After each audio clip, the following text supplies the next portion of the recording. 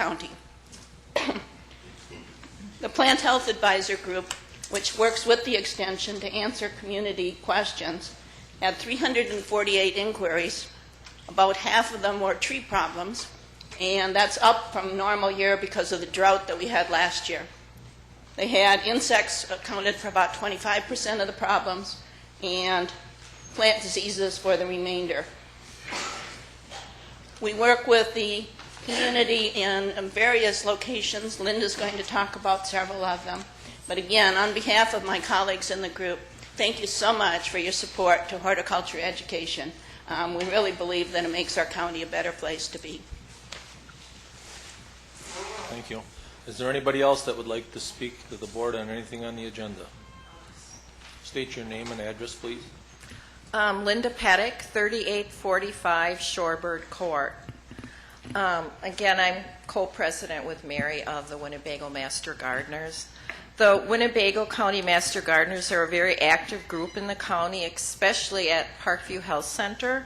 The members join the residents once a month to help them create bouquets to adorn the dining room tables, rooms, and other areas of the facilities. Members also maintain vegetable gardens and cutting gardens for the residents and visitors to Parkview Health Center to enjoy. Numerous vegetables are planted each spring and watered and weeded throughout the growing season for residents to enjoy. We also maintain a prairie garden which provides continuous color throughout the growing season. Master Gardeners also are active in Neenah at the Octagon House, which is owned by the Neenah Historical Society, and at their annual county fair. A group of gardeners plant, and maintain the gardens at the Octagon House. Last year, Winnebago Master Gardeners contributed about 8,000 volunteer hours to the community, as well as to the community and youth education, community education, and volunteer hours on various projects in the county.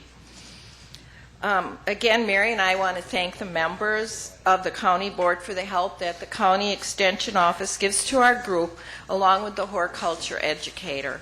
For further information, you can check out our website at www.winnebagomastergardeners.org. Thank you. Thank you. Is there anybody else that would like to speak to the board on anything on the agenda this evening? Now is the time to talk. Thank you, Mr. Chairman. Ladies and gentlemen of the board, my name is Larry Last. I reside at 3827 Red Oak Court in the town of Nakaimai. I want to express my concerns about the 2014 budget today, and the area of concerns that I have is mainly with that of the airport. Now, most of you know I'm a pilot, and I use Whitman Airport, but I have some concerns that bothers all the taxpayers of Winnebago County. The three areas of the airport budget that concerns me. First, the budgeted income for land rental, or more importantly, the truck storage on the airport. It is no surprise now that the trucks are leaving. While on the aviation committee, Dr. Ramus stated his concern that when this happens, the airport is in some serious trouble. He was right. Yet in 2014, the budget requests $1 million, and it was revised to $900,000 of land rental income. I can see the airport from my house and as a pilot. My opinion is basing the budget figure on having more trucks is unlikely. The trucks continue to leave. And with no new contract in the near future to build trucks, I ask, how was this figure obtained? As of October, the 2013 income statement shows an actual year-to-date income of land rental of $595,000, or about 49% of the 2013 budgeted amount. Now that figure was obtained when there was trucks still here in the spring. Honestly, can we expect more income this year or next year? A conservative estimate would seem to be somewhere much lower than the actual amount obtained this year. Now that would make a big difference in the 2014 airport budget, wouldn't it? The next two areas that concern me are expenses. I ask, how many of you supervisors know what ARF is? A-R-F-F. It stands for Airport Rescue and Firefighting. In other words, the firehouse located on the airport. Now, how many of you are aware that ARF is not required at Whitman Airport? Many airports throughout the state and the country, for that matter, don't have ARF.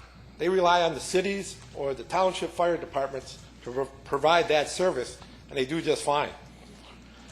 Yet Winnebago County has spent well over $1 million in the past few years on new fire trucks and such, and we plan another $320,000 this year. Now, the real kicker is in the Federal Aviation's airport facility directory. If you look up Whitman Airport, ARF is not listed as a benefit. Why? I ask why. The last area of the airport budget that concerns me is that of promotions. How many of you are aware since 2011, the airport has spent almost $200,000 of taxpayers' money in promotions? Over that period, $75,000 to a cable TV company in Canada to be the official airport of the show. Over $14,000 on blogs on the airport's website written by a Chicago area firm. And the real kicker here is almost $6,000 of Winnebago County tax dollars on a writing contest for the Oshkosh area public schools. I guess the airport didn't want to include the whole county on this. I have asked many times at the aviation committee meetings, how are we measuring our success for the amount of money we are spending? There are many other questionable costs that exist in this area, but because of time, I'd be gladly to talk to anyone and share my documents, which I have all here, with you to verify. I respect all of you. You have a tough job, a thankless job, but it's time, supervisors, to do the job you're elected to do or appointed. Committee members are not cheerleaders for directors. You on these committees are the taxpayers' eyes and ears and voice. Please take a good hard look at these. Thank you. Thank you. Is there anybody else that would like to address the board on anything on the agenda? Is there anybody else that would like to address the board on anything on the agenda? Okay, that portion of the meeting will be closed. Reports from committees, commissions, and boards. Anybody? Is there any committees that have something they would like to report? Okay. Supervisor Rowe had asked to be excused. He was attending a family funeral. And I also want to announce that Doug Pertosik is in the back, and he will help you fill out your amendments that you want to make out of the, I believe it's 600 and some pages. I would hope that we all come up with a couple amendments one way or the other that we add to it or delete it so that we're doing our job.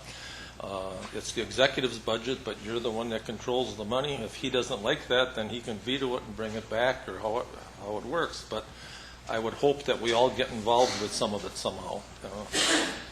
There is no such thing as a bad idea, so whatever you bring forward is good. Some people will join it and some people won't. But so whatever you think of, now's your time to bring it forward. But just remember, Doug is in the back to help us, and so is Mr. Bodner. And I would like now to have the finance director will explain a handout that he just handed out to us on something that has to be added in the book. Well, it doesn't affect the 2014 budget. But if you look at the first page of the handout I gave you down in the debt service area, the estimated surplus or deficit for 2013 wasn't correct in the original schedule. It's actually projected to have $1,650,000 deficit. And that's because when we did the 2012 bond issue, the numbers that I used to develop the debt interest and principal payments each year were based on the 5-year capital plan when it was updated. And based on that, the principal payment on that 2012 bond issue in 2013 would have been $3,275,000. But when the audit was complete and we realized how much extra funds were available in the debt service fund because so many capital projects closed out, when we did the actual bond issue in November, we determined that rather than $3,275,000 for principal in 2013 for the 2012 bond issue, we could actually do $5,150,000 and apply fund balance because the debt service fund had so much fund balance. What that did is it pushed more of the principal payments up for the 2012 bond issue, which in essence will save interest over the long run. But when I did that, I didn't realize that the budget didn't reflect that. So that's why this deficit is there, and I'm going to have to come back to the board in December and do a budget transfer to actually reflect that. So basically, I wanted to bring that to your attention because if you look all the way across, it really didn't represent what we're going to have left after 2014. Because in 2014, we also applied money in the debt service fund to reduce the debt retirement expense for next year. Are there any questions on that? It's kind of complicated. It's really a timing type thing. When we did the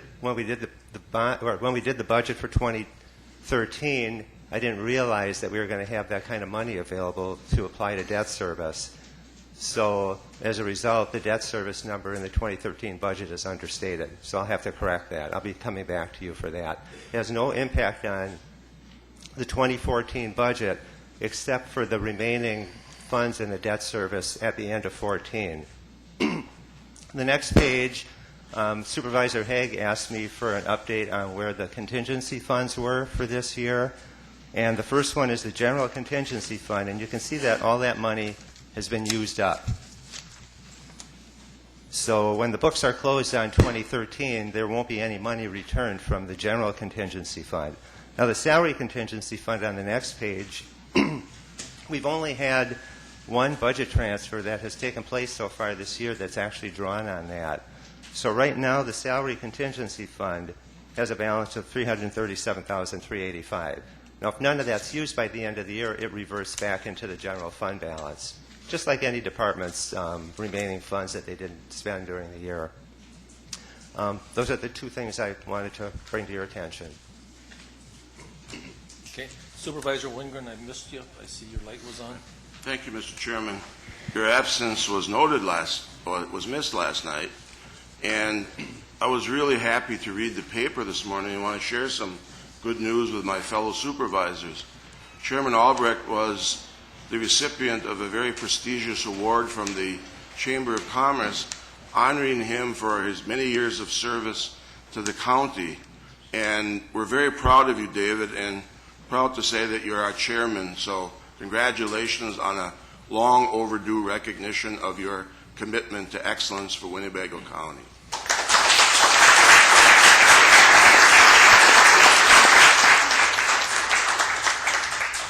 Wasn't necessary, but knowing that I wouldn't have called on you. Supervisor Haig.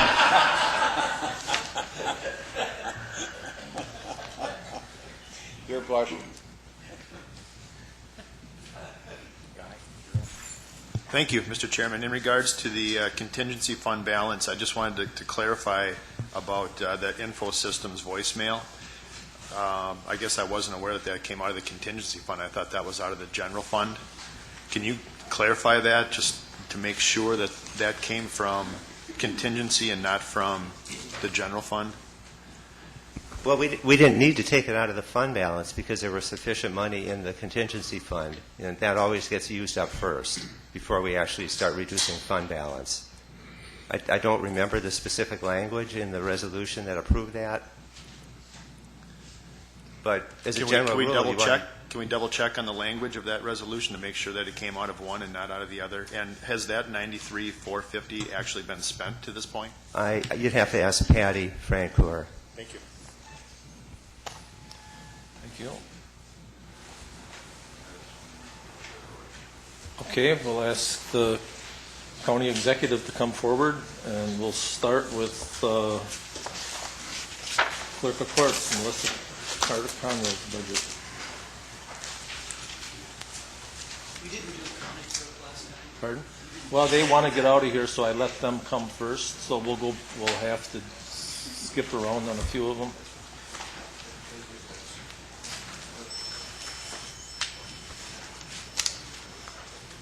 We're starting with clerk of courts, and that's on page 28.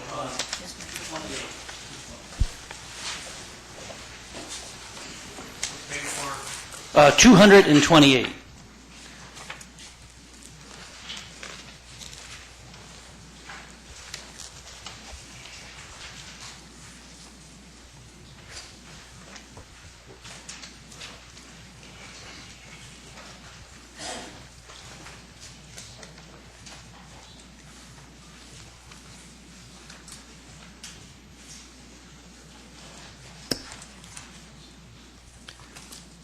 A little ways in on page 234 is a summary of the significant changes. And the clerk of courts has 44 full-time employees and 2 part-time employees, the same as the prior year. And the net levy before adjustments, the adjusted budget for 2013 was $1,997,000, and this year's budget is $2,105,000.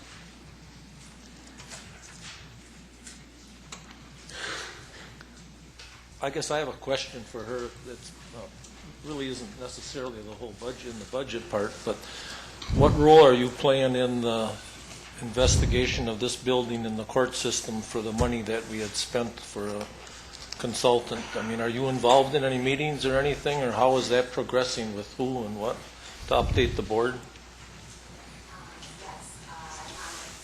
Committee meetings, all of the committee meetings, and I'm also on subcommittee meetings to move forward with facilities and the judges on having a study done on the building, on security and the efficiency of the offices in this building. Okay. That's Melissa Conrad and back. She's in charge of the clerk of the courts for the county. And if there's any further questions, either I or her, she can answer them.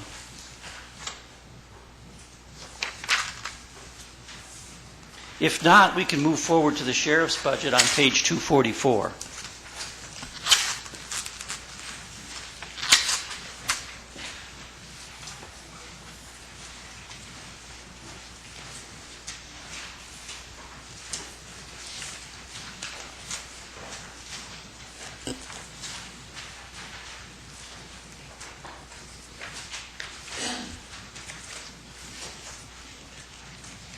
Well, they're looking, Sheriff, I see you're adding a bunch of new or not a bunch, several employees.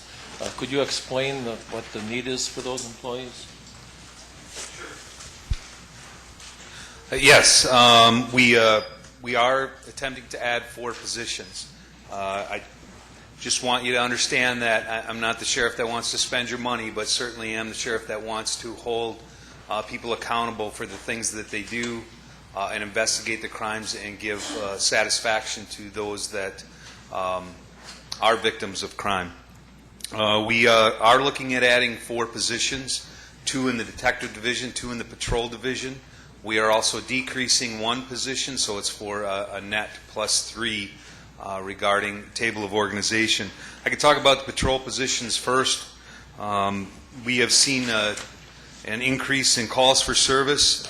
Since 2004, we've increased 10,000 calls for service. We're up from 33,000 to 44,000 in that time frame.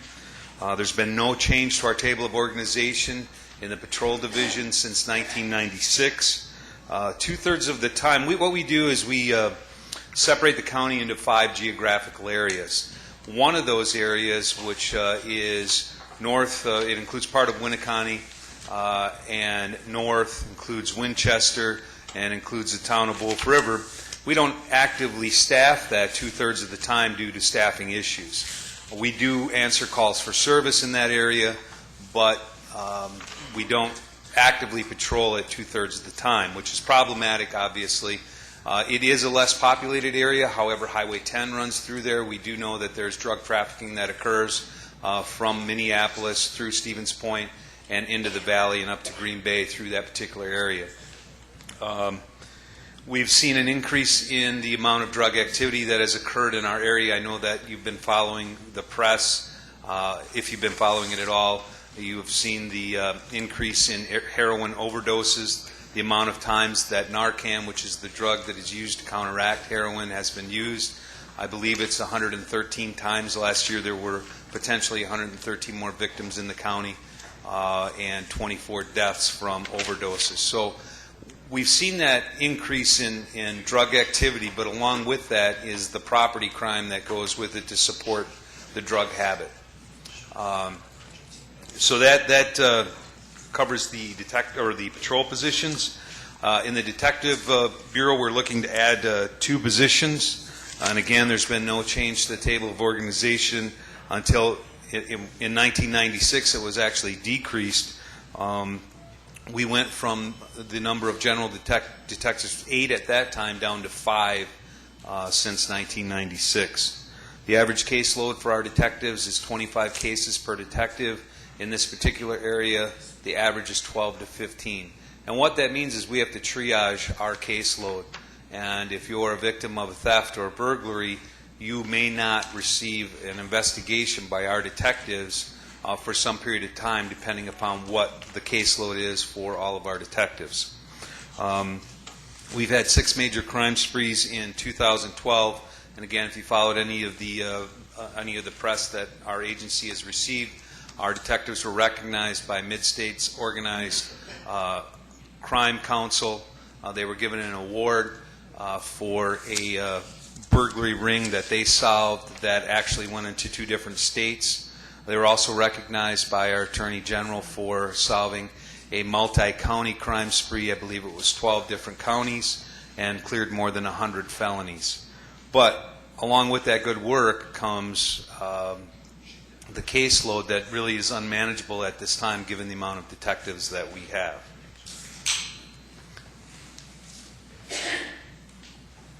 Are there any questions about the positions? Supervisor Widener. Thank you, Mr. Chairman. I actually have a question on the capital outlay area. First, I'd like to congratulate the sheriff on switching the 8 vehicles to the propane system. It's like a little better than a 3-year payback, which is excellent. My question is on the patrol. You got utility, SUV, and accessories. Is that what I would call squads? Yes, there's a police interceptor, which is the sedan vehicle. They make it in a sedan version and in an SUV format. We are converting the SUVs over to propane starting next year. We will be purchasing 8 new vehicles, and they will all be converted over to propane. That initial cost we will pay for next year, but the next 2 years we'll see an increase, or we'll see a decrease in our fuel budget between $10,000 and $15,000 per vehicle. We went to Jefferson County Sheriff's Office. They've been using propane for the last 10 to 12 years. The last 4 years they paid an average of 95 cents per gallon compared to what we have been paying for fuel, which is in the $3.30 to $3.40. That's what we pay because we don't pay the tax to the fuel. But you and I, when we fill up, have been paying about $3.80 a gallon. I know it's come down lately, but we will see that payback in year 2 and 3. They've also noticed a decrease in their maintenance budget in the sense of major issues with the vehicle. They have a van that has 275,000 miles on it and have seen no issues with engine problems. So we are looking at, instead of doing a 3-year rotation where we keep a vehicle for 3 years, we'll keep it for 4 years, which obviously means the capital cost changes to our advantage as well. Okay, once again, I congratulate you on that, Sheriff. I think that's an excellent program. Thank you. Supervisor Fari. Thank you, Mr. Chairman. Sheriff, I would like to kind of reference your request for additional employees to the population of the county. Have you kind of focused on that a little bit? And, you know, what was our population in 2010 or whatever, 96, 95 compared to now? I'm looking for that ratio of officers to population. I didn't go backwards to look at it because nothing has changed. But our population is approximately 169,000. Actually, it's 168,794, and we have 34 deputies. When you take a look at comparables such as Rock County is 160,418, they have 38 deputies. 4 more than we have. When you take a look at Outagamie County, they have 43 deputies. The other comparables are smaller. Fond du Lac County is 101,000. They have 32 deputies, 2 less than we have for 168. Our population is, somebody help me if you can, is flat or growing? Slow growth. Slow growth? Thank you. I kind of look for that ratio to help me make that decision. I appreciate your comments. And I also like to thank you on the LP issue. That's really a good initiative. Thank you. And if I might add some perspective too, when you have a 24/7 operation, addition of 3 people gets swallowed up pretty quickly when you're trying to cover 24/7. Supervisor Gabbard. So I'm a numbers person. So Sheriff Motz, I'm interested in the position additions, and so I'm hoping that you can get some numbers for me or have some numbers in your head. You talked about caseload. I understand all that. So you're covering it right now when you have extra caseload by overtime? Our overtime has increased significantly in our detective division, but there are some cases that we will give back to the patrol division instead of investigating it in the detective bureau. And they do a great job in the patrol division, but they don't have the expertise that our detectives do. We want to give that same quality of service to everybody, and in order to do that, we need to increase the amount of detectives. So would you have a figure of what you're paying in overtime for the detectives handling more cases than would be normal, and the patrol officers that are on overtime to handle what the situation is? Do you have a number? I have a current to date.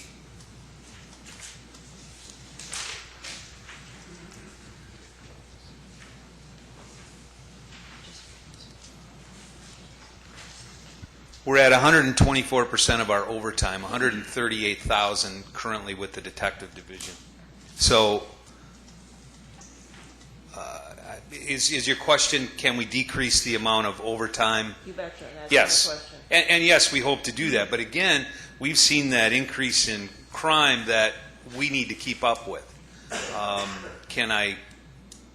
Certainly with 2 additional detectives, we will be able to reduce that number. There's some offsetting that will take place, but it won't cover everything because the incidences are rising because of the situation of the population. So for me, the population of this county isn't as much of a criteria as the incidences that are occurring in this so-called flat or slowly growing population, which we have no control over. That's correct. Okay. And we hope to have some control over that. Some control is holding those accountable, but also the heroin task force that has been started looking for those gaps when the person is arrested first time for possession of illegal narcotics. Where can we send them to so they don't become that addict that's stealing from you and I to support their habit? So as a taxpayer and as a private employed person, I'm looking at the perspective of you want to add 4 employees in a time where things are tight. So that's why I'm asking these questions, because I know what's out there and what's happening. So I guess so you feel that part of the overtime will decrease to help offset the hiring of these new people? Yes, I mean, we're at 134% of that overtime already. We won't be in the same position that we're in next year at this time. Okay, thank you. Supervisor Singstock. Thank you, Mr. Chairman. There's no doubt in my mind that we have a very good sheriff's department, and it's one we can be proud of. But what I'm concerned about is a trend. Looking back over the last 8 years, 7 years have been tax levy increases. 7 out of 8 years. I would like to see that level off a little bit. Another concern that I have is on page 251. Under capital equipment, it says see capital outlay list for details of that $77,602. So then I go to the capital outlay list, which is on page 259. I do not see any combination of that number whatsoever. Could somebody explain that to me, please? Answer that. The number you see on page 251, the 77,602, that's the total change in all of their capital outlay. The explanation there really doesn't explain it all. The increase based on propane conversion cost, that's 62,000 of the 77,602. The rest of it is just other small increases. There might be more squad cars purchased, but it might have been better to say for the dollar amount there's 62. I forgot what the number was. 62,500, because that's the portion attributable to the conversion. I agree with you, Chuck. The rest of it's just other items. Clearer, yes. I guess that's all I got to say right now. Supervisor Haig. Thank you, Mr. Chairman. In regards to a couple of your comments, Sheriff Motz, we saw recently on the news, of course, that the heroin task force has begun in Winnebago County.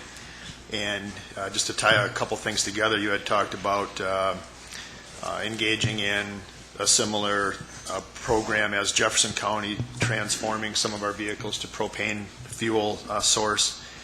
Have we looked at any of the advertising campaigns from, say, Milwaukee County? I've heard the sheriff on a number of radio programs engaging in the advertising campaign. Would that be effective, or has there been any research done to see if that is effective or could be effective to help stem some of this heroin and drug problem in Winnebago County? And would it be worthwhile at this point in time, since this is budget time, to maybe put some money in your department budget to engage in an advertising campaign to, instead of continuing to hire employees, as Mr. Sengstock is talking about, to maybe help alleviate the issue at a grassroots level? There, in the heroin task force, there are 4 pillars that are being worked on. One of them is law enforcement, one is prevention. And prevention is part of that, that pillar that talks about alerting people to heroin and to drugs, illegal drugs, in that form, in that sense. So that is something that is being worked on by a different group. So we broke up into the 4 different pillars. I don't know that that would be any part of my budget, but that certainly could be something that would be beneficial. And in speaking to what other areas have done, I recently attended some training with Chicago area police officers, and the things that we're doing are the things that they should have done and fully admitted to that should have been done, but they didn't. So I got some ideas from them on what they wish they would have done before their drug problem became as large as it is. And one of those is the prevention portion. But again, that will come probably from some other area. So would you be interested, or would you entertain the concept of engaging the public in some type of an advertising campaign? Certainly. And we've done that with OWI task force. We've done that with the if you've seen the billboards, if you've seen the infomercials that have been done by myself and the chiefs of police within the county. We've done some of that already, and I'm sure that will expand. And a couple last questions here. Your wireless line item shows a 0 balance for the 2013 adopted budget.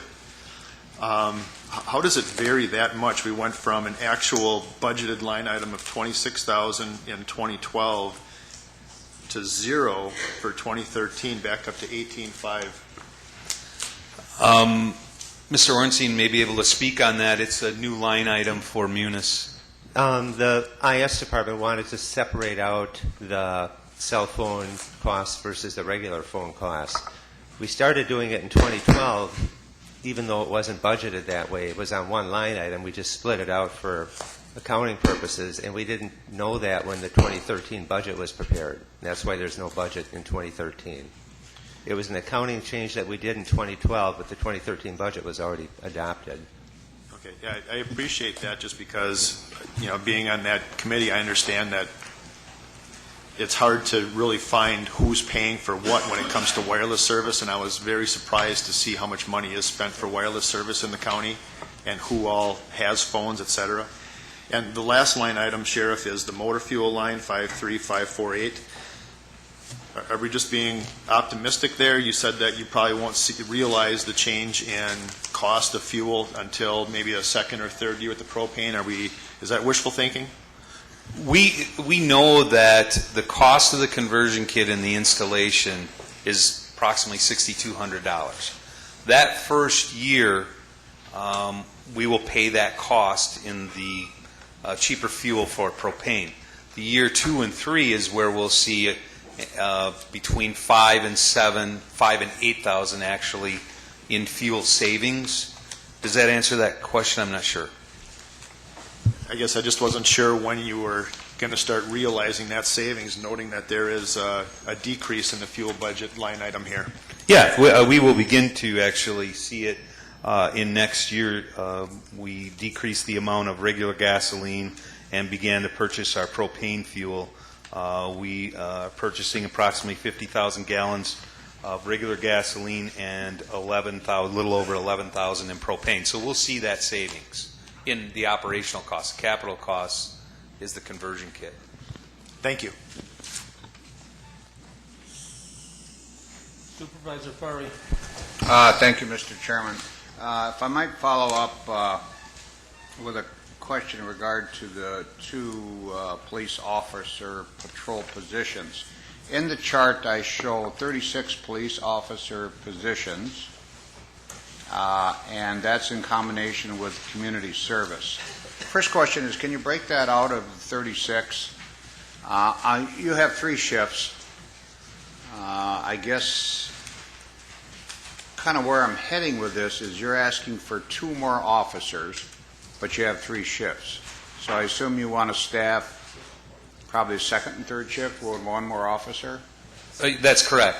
And we have shift minimums now, 4 patrol deputies on day shift, 5 on second shift, and 4 on third shift, except for Friday and Saturday nights. Third shift, which is the 10 p.m. to 6 a.m., has a minimum of 5. Now, we won't necessarily increase those minimums so we're not tied into the overtime costs, but we will utilize those 2 personnel to make sure that we're giving service to the entire county as often as possible. It will be more than 2/3 time. Is the additional service also going to be needed on the first shift? I guess my question is, if you're asking for 2 officers, you have 3 shifts, is it in the best interest of this county to have an additional officer per shift?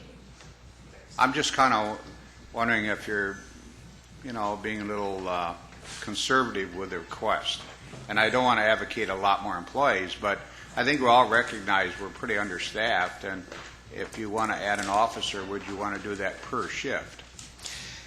Day shift is a little bit different in the sense of 5 days out of the week we have administrative staff such as myself and the chief deputy that are available to take calls, and I still do that on occasion, and participate in those types of events that require a large number of law enforcement personnel. So we would be looking at the second, third shift, or a power shift type position. So you're saying on the first shift in the area that referred to, which was Winnebago County, Wolf River area, that would be the Highway 10 corridor, is covered. We do have more ability to cover that during the day shift hours because of additional personnel that are in more of a partially in a support role position. Thank you. Supervisor Hardy. Thank you, Mr. Chair. Thank you, Sheriff. I have a couple of questions, and this is partially from my ignorance, but there's a line here about the Board of Prisoners, which is a decrease based on jail population increase and the decreasing amount of available beds. And then that seems to be listed under intergovernmental services, which, while that line goes down by some 89,000, is it that the costs of that have been shifted to these other lines, or what is that Board of Prisoners? That is available jail bed space that we have to rent out typically to the state or to other counties. And we get approximately $55 a day per bed to rent those out. As we've seen crime increase, as we've seen these things occur in our community, our jail count has risen, so the amount of beds that we have, our own jail count for our own inmates has risen, so the amount of jail bed space that we have to rent to other counties or to the state becomes less, and that's why you see that decrease. Oh, so that's a decrease in revenue. I see, a decrease in revenue. Yes. But then there appears to be a corresponding increase in revenue from cost share from municipalities. Yes, and that is, the majority of that is for our radio maintenance. We have the radio system that we share with Outagamie County, and they reimburse us. We're the fiscal agent to pay the radio maintenance, and they reimburse us their portion. Okay. And then, thank you. Similar to near that line, there's under police services, this is under significant changes on page 250. Under police services, there's an increase based on addition of the Hmong Soccer Festival. Is that a new event, or is that a new expense for that event? That's a new event, and we're reimbursed the overtime costs for that event. I'm not sure that event is going to be held in the same location next year, but we have heard rumblings of another concert in the town in Akaimai Country USA ground. So that one fluctuates, and it depends upon what the promoter. We know that there will be Country USA and Rock USA, but there is the possibility of another type of event like that. Okay. Just a couple of other questions. On page 251, there's changes regarding clothing, uniform, and small equipment. This is the one is based on the needed purchase for SWAT body armor, and the other is based on purchasing patrol rifles. I recall we've had a couple of grants to support SWAT activities. Does that overlap with this at all? Or? Yes, it does pay for some of that. The body armor that you see for our deputies, not the SWAT type body armor, is the vest that we purchase is warranted for 5 years, and we have a rotation that we go through and replace those vests during that 5-year time frame. Is that spread out over the 5 years, or is this sort of a one-time bump because of an increased replacement costs? It's a yearly expense, but we aren't replacing them all at once. There's a rotation that we're on, much like the squad, so to speak. Okay. Okay, thank you. Supervisor Egan. Thank you, Mr. Chairman. Sheriff Motz, I see on page 259 you got video court replacement. Is that where you're coming in and you're putting up the systems in the courthouse here for the judges? I'm sorry. Yes, it is. We are slowly replacing the antiquated equipment that we have for the hearings. We replaced one this year in Branch 1, and we'll replace them on a yearly basis as needed. Which I think is just great. I've seen that one. But why is that underneath your budget? Why isn't that underneath the court system's budget?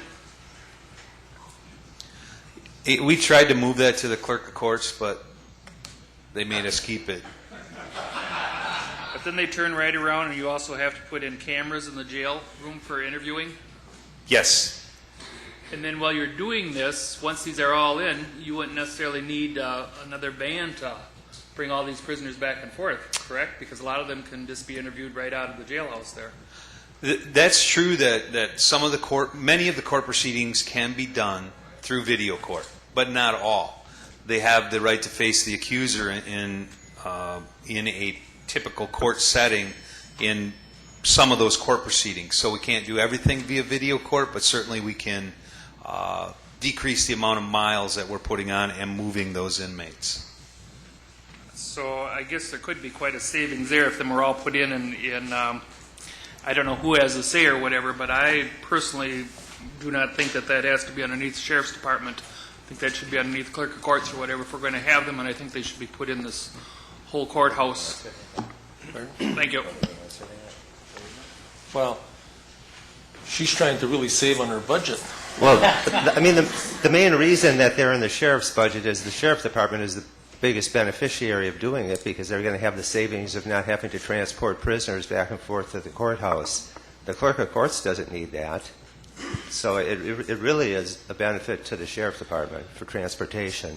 I agree with that, but it's also a big benefit to the people of the Winnebago County and saving the money in this and that also, and that's what we're here for. Supervisor Warnke. Sheriff, I certainly appreciate your effort and the effort of the coroner on attacking this heroin problem that we have in the state, and we all know that it's a state problem. Recently, Chairman Albrecht and I were at the CAP committee last week in Madison, and Representative Nygaard also talked about the heroin problem. My question to you is, in your opinion, what's the future of the jail? $25 fine of all people.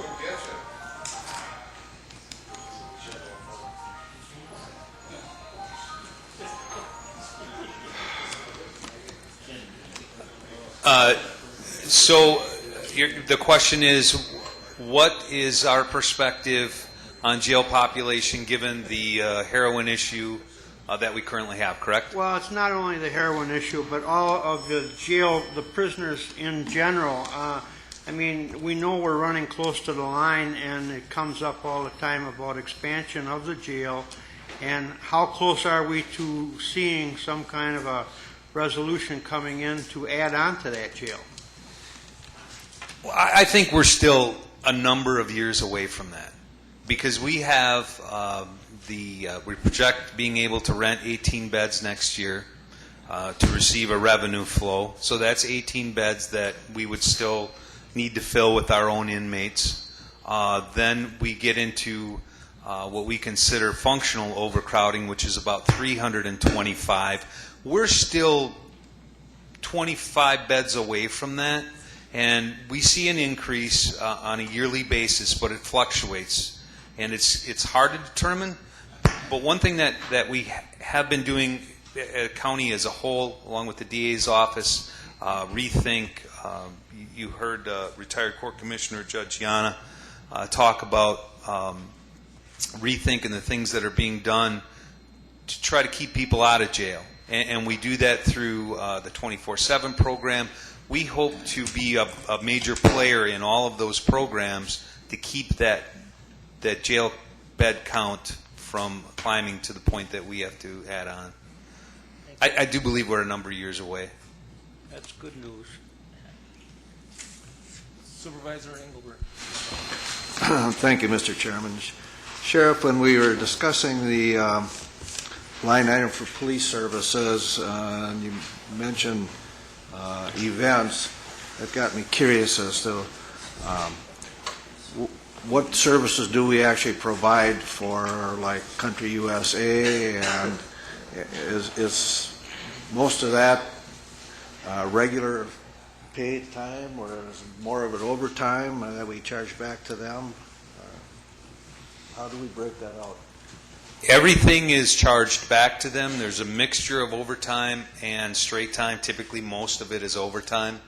There are now 20 days during the summer where our deputies can't have off. We don't allow them to take off because of our special events. So some of that we're able to cover with straight time, but that is obviously reimbursed as well. So there's really no cost directly to the taxpayer for the event. We average number of deputies for Country USA was per day was 35 this year. We had 35 deputies on the average per day at Country USA. Rock USA was 34. EAA was 10. Do you meet with these event providers and determine how much coverage they're going to need and when they're going to need it? So I assume that's all worked out before the event starts? It is. All right, thank you. Supervisor Eisen. Thank you, Mr. Chairman.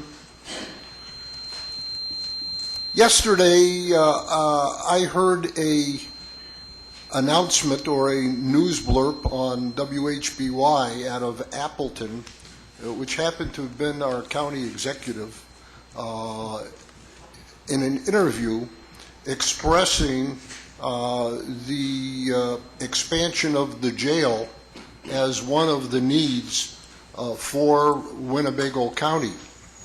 I was surprised to hear that because as a member of the Public Safety Committee, I'm hearing consistent reports that jail population has been under 300 when we have a 355 bed capacity, and there are substantial positive efforts being made locally and statewide to promote the alternatives to incarceration, which has lent some reduction to our jail population. Now, the concern I have stems into page 583, where we see for a 2015-2016 a proposed allocation of $7,500,000 each for expansion of the jail. Could both the sheriff, Sheriff Motz, and also County Executive Harris bring us up to date on what that outlook is? Because while we're doing the budget for 2014, 2015, and expending $15 million is no drop in a bucket.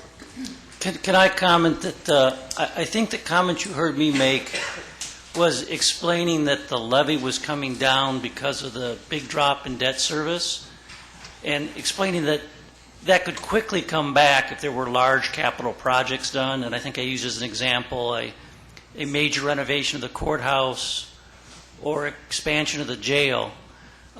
As a future reason we might increase the debt service again or have more outstanding debt.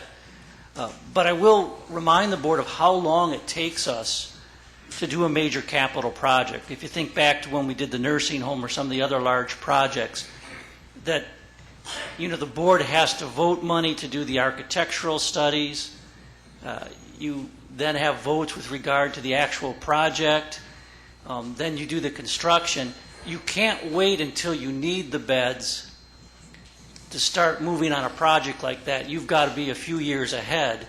Now, the longer that alternative sentencing programs and maybe if there's some sort of change in the level of crime being committed, the longer that we could put that off, the better. But you need to start that process at least a couple of years ahead of when you need the beds.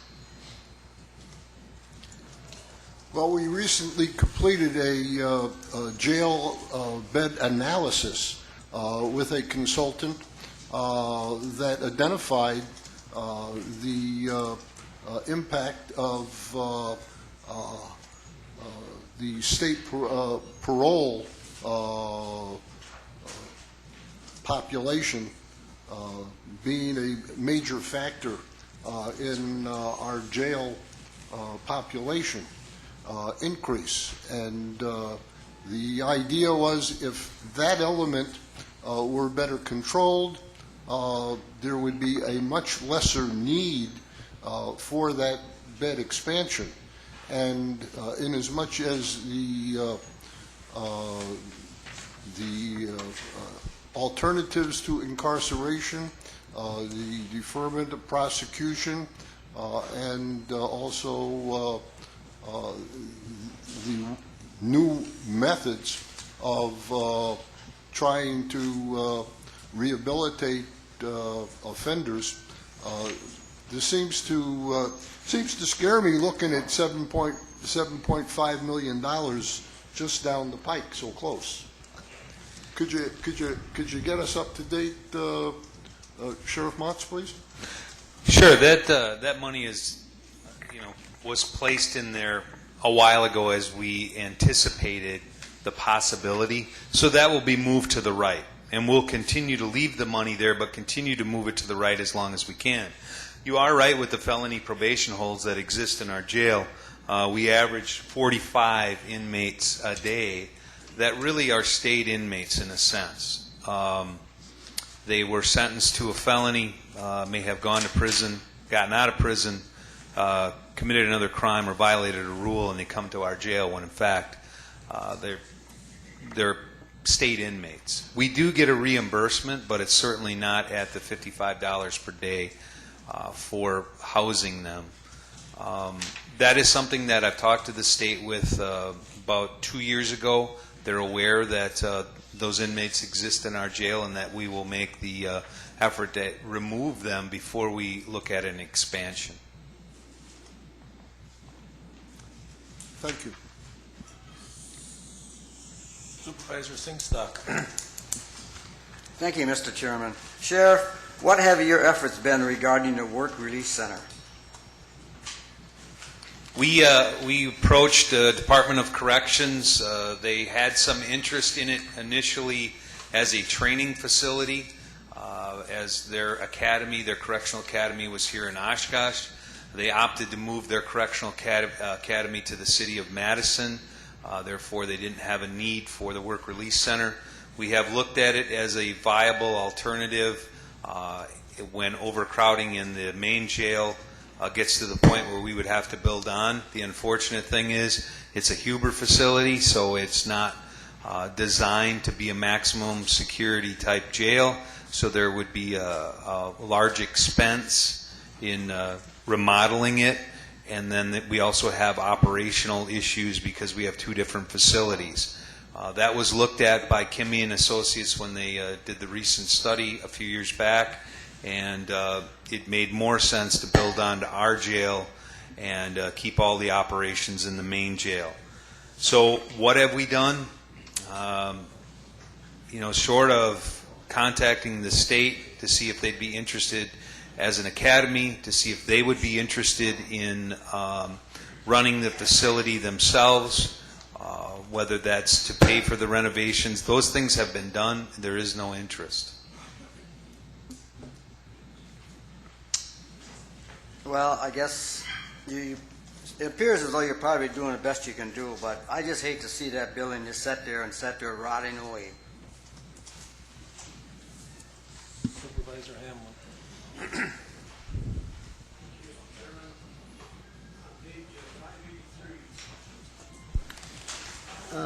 We have, in 2014, we have $954,000 budgeted for evidence storage. Is that Huber building a likely candidate for storage? I don't know that I heard the question. You got to speak into your mic. He's asking about the evidence storage facility? Yes. Can the Huber building be used for evidence storage? That's one of the things we looked at. There are certain things that we need to follow with chain of evidence where it's problematic. It's not that it couldn't be done, but then a lot of our storage is vehicles. vehicles that are involved in fatal car crashes, that are involved in other types of felonies. So there is only one small one-car garage bay, and to convert that to a evidence area that would really work for us, it's designed as a correctional facility, not as an evidence storage area. An evidence storage area is typically a pole-type building with large areas for vehicles. Have you spoken to the police chief in Neenah? They're looking for an evidence storage building also, and I was wondering if you could split the cost on this. We, while I was at training, the chief deputy was at a chief's meeting where that was brought up.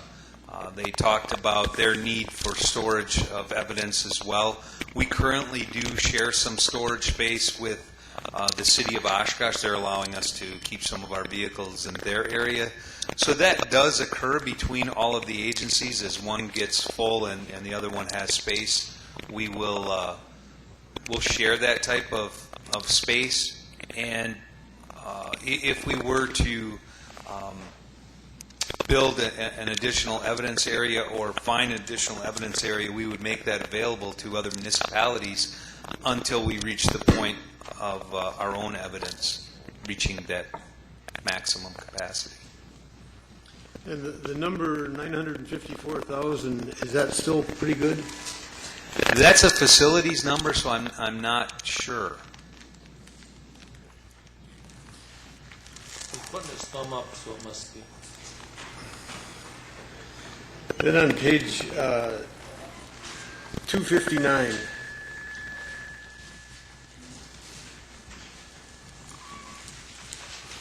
the second item, K9 containers. What are they, and why are they in the capital budget under 10,000?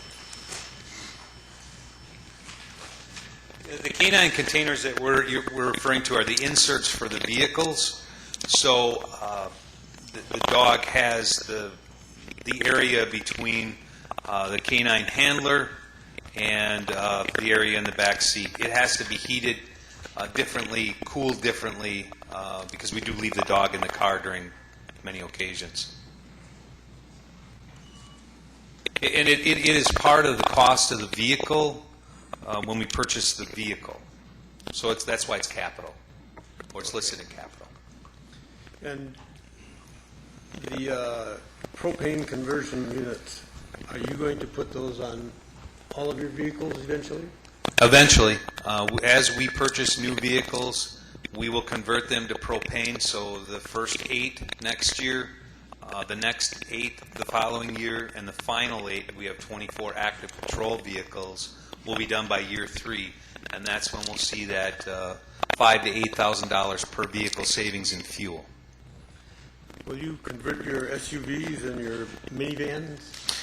We've looked at it. The problem is that the current minivans that we have aren't certified for a conversion kit. So as we get rid of them, yes, we'll purchase conversion vans that are convertible. We're able to convert to propane. Thank you. Supervisor Hardy. Thank you, Mr. Chair. I just have another follow-up on the evidence storage building. Is that something that we're going to see in 2014 as a capital improvement, or is that going to be pushed back? Largely those things are up to the board, but isn't that being put in here for current expenditure? It's not in the current operating budget. It's part of the capital budget for 2014. That project would have to come forward by resolution next year. And I don't know if the sheriff intends to do that yet in 2014. We judiciary toured our current facility that we have for evidence storage. Since that time, we've been able to move some vehicles out of that particular area with court cases coming to an end. So does it need to be a 2014 project? No, it doesn't, but certainly in the next few years we need to really consider something for our evidence. Could you give them an example, like how long you've had some vehicles out there inside that building? We can have them depending upon, we have a cold case right now that we have a vehicle that's out there, has been since 1993. We have to keep vehicles sometimes, typically it's 7 years, but it can be even longer depending upon appeals and what sentence that person is given. So there are a lot of evidentiary rules that really bind us as to how long we have to keep not only vehicles but other evidence, and that's what causes that increase. Supervisor Farley. Thank you, Mr. Chairman. Follow-up question, if I might, on page 259, I believe. You have listed as a capital outlay a propane filling station. My understanding is that the squad cars are filled up at the County Highway Department? Currently, as we use regular fuel right now, we fuel at gas stations throughout the county. We used to go through the highway department since we changed that quite a number of years ago. But with the propane, we would have a fueling station right at the highway department as part of this conversion. I think that's kind of where I'm leading with the question. Shouldn't that $10,000 be in the highway department's budget? Well, because in all it's honesty, going to be on their facility, correct? Probably, but it was in ours. You're correct. What can we do about that, Mr. Ornstein?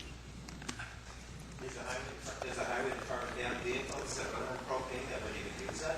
I suspect they will in the future. In fact, I think that'll be a trend for facilities department, some highway perhaps. Although they're mostly diesel, but that seems to be the unit that supplies the fuel for many of the county vehicles. So I would think that would be an appropriate avenue, not as space-wise and all kinds of issues. I think it used to be years ago, and then the former sheriff saw that he saved a lot of money by not buying it from the highway department, so he went someplace else and bought the fuel. Yeah, I think if you're buying gas, I understand that point of view, but we're talking about propane, we're talking about a large propane tank being installed. It's a pressurized system for transfer. I really think the appropriate dollar avenue would be through the highway department budget. You can change it if you want, but the sheriff department is going to end up paying more than we started this. If you move it there, the sheriff department is going to end up paying for the fuel purchases from it anyway. Well, what would happen then if, let's say, other departments want to start utilizing that tank? Are they going to be able to? Or are they going to have to start paying the sheriff's department now? That's a good point. You can put it in the highway department. Okay, thank you. In the long run, that might be smart. Yeah. And Remind me if I forget. They would just charge the sheriff department when they fill up there.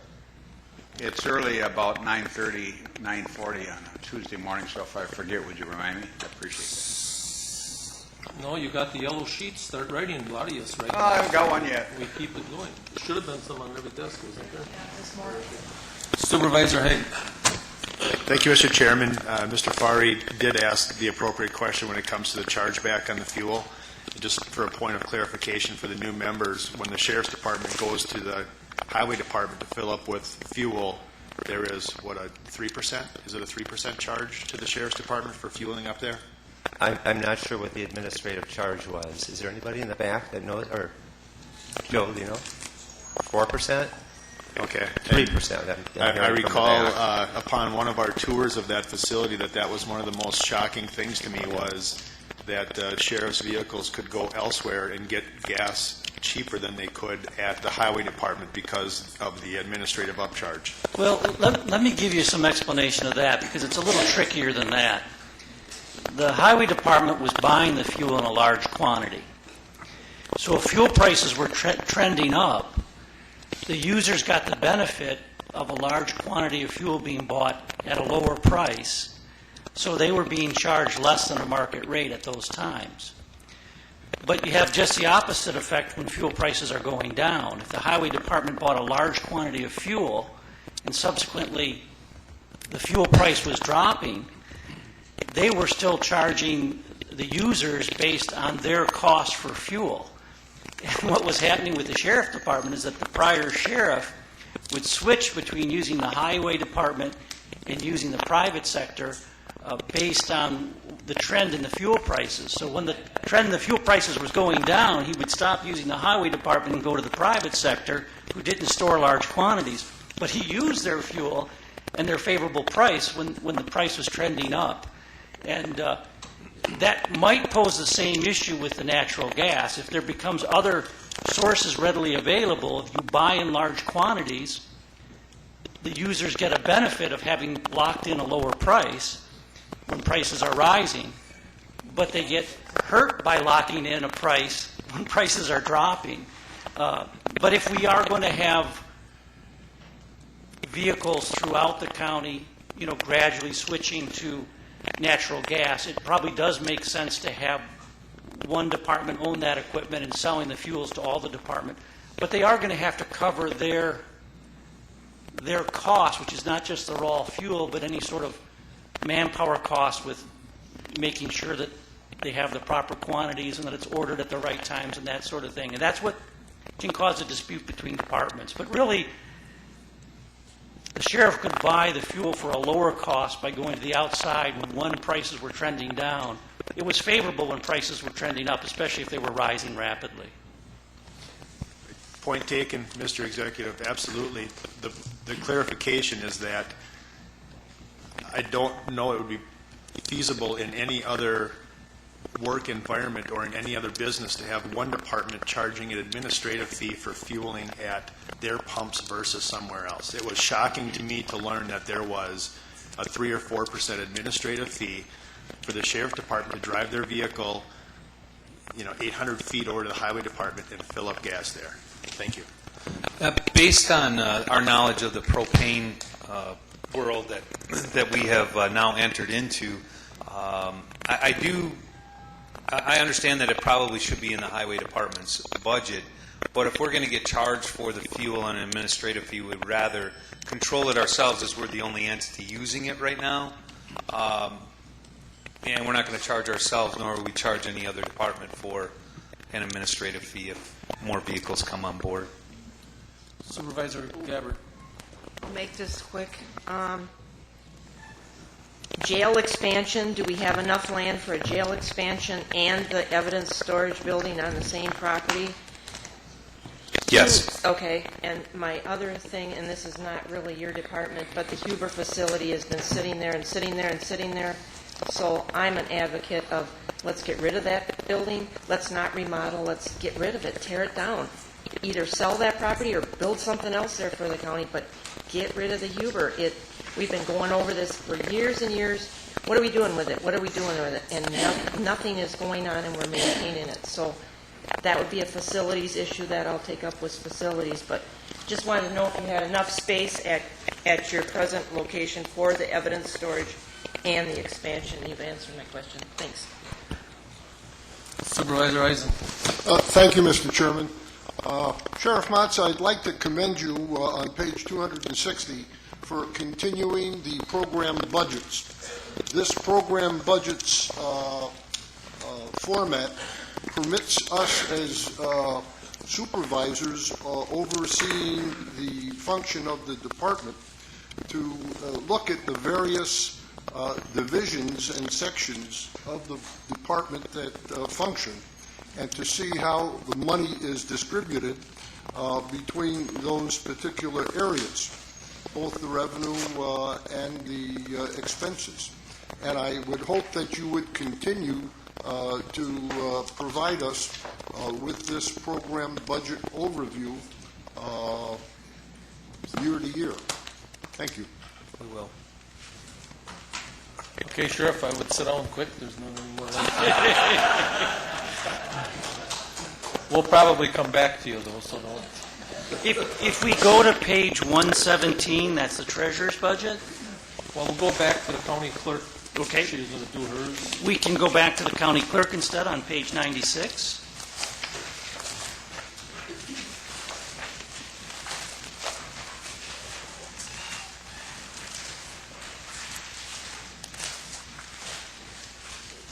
county clerk has 3 full-time employees and 1 part-time employee, the same as the prior year. The clerk's budget fluctuates with the number of elections during any budget year. You know, some years you have very few elections, other years you have several. And 2014 is a year that has significant elections. The levy for the department, the 2013 adopted budget was $180,993, and this proposed budget is $183,400. Sue Ertmer, the county clerk, is here and can help answer any questions you have.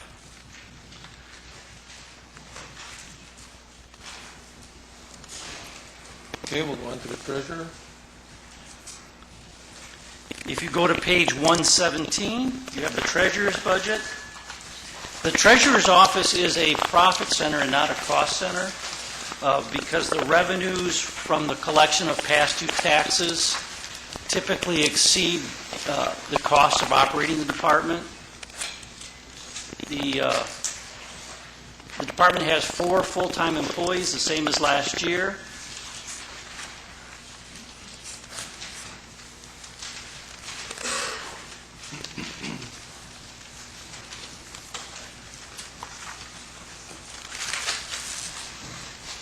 And Mary Krieger, the treasurer, is in the back of the room to help answer any questions you might have.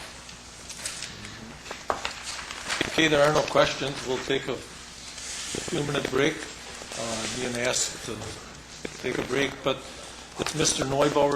Ken Neubauer's birthday, and he has a cake back there, so if somebody wants a piece of birthday cake, we'll take a few-minute break.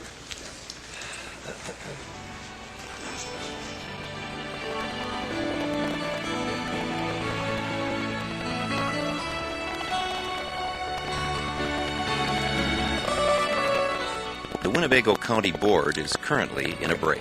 Please stay tuned for continued coverage. For broadcast times of local government meetings, check our website at oshkoshcommunitymedia.org. You're watching City Cable 10, your source for government programming in the Oshkosh area. Simulcast on 101.9 FM WOCT and streamed on the World Wide Web at oshkoshcommunitymedia.org.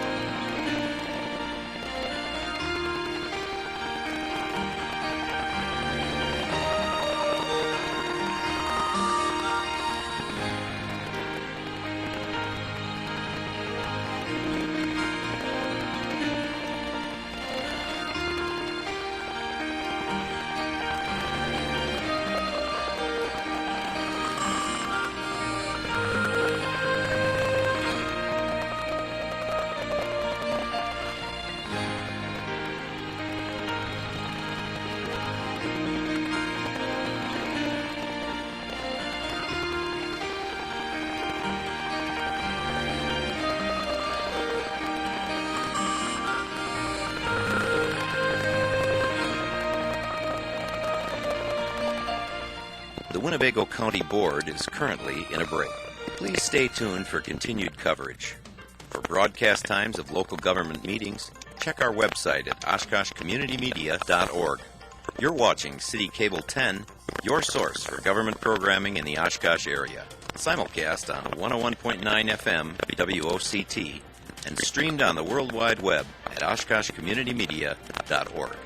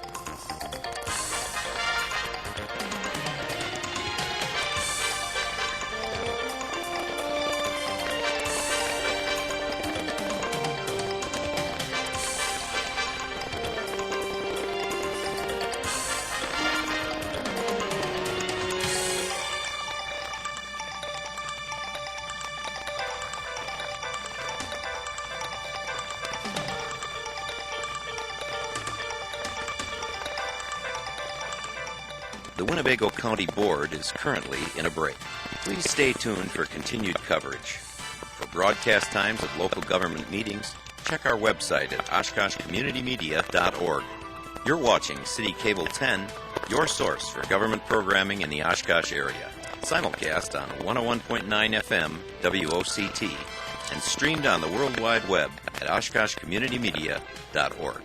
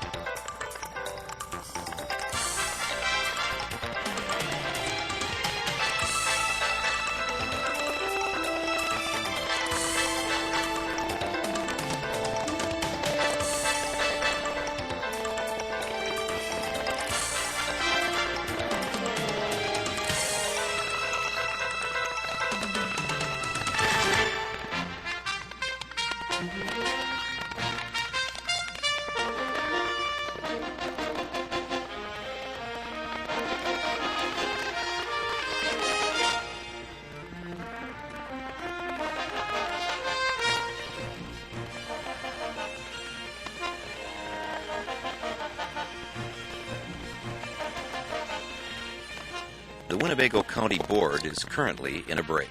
Please stay tuned for continued coverage. For broadcast times of local government meetings, check our website at oshkoshcommunitymedia.org. You're watching City Cable 10, your source for government programming in the Oshkosh area.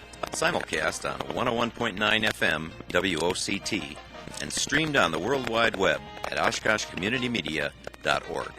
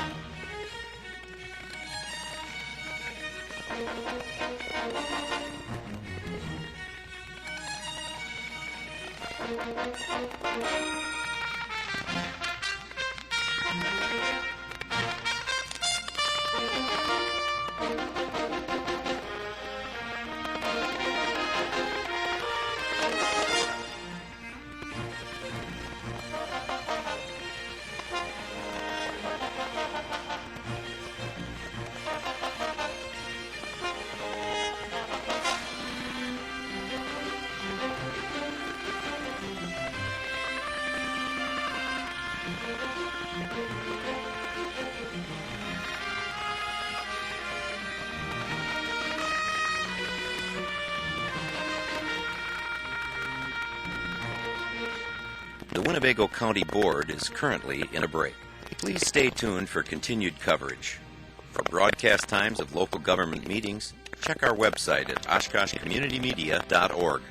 You're watching City Cable 10, your source for government programming in the Oshkosh area. Simulcast on 101.9 FM WOCT and streamed on the World Wide Web at oshkoshcommunitymedia.org.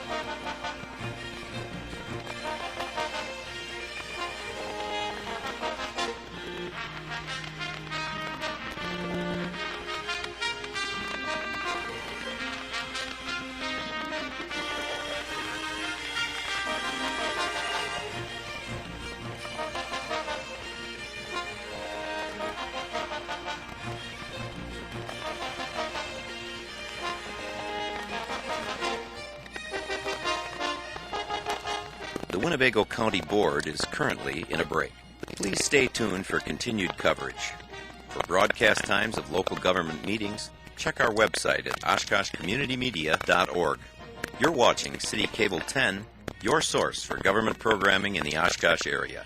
Simulcast on 101.9 FM WOCT and streamed on the World Wide Web at oshkoshcommunitymedia.org.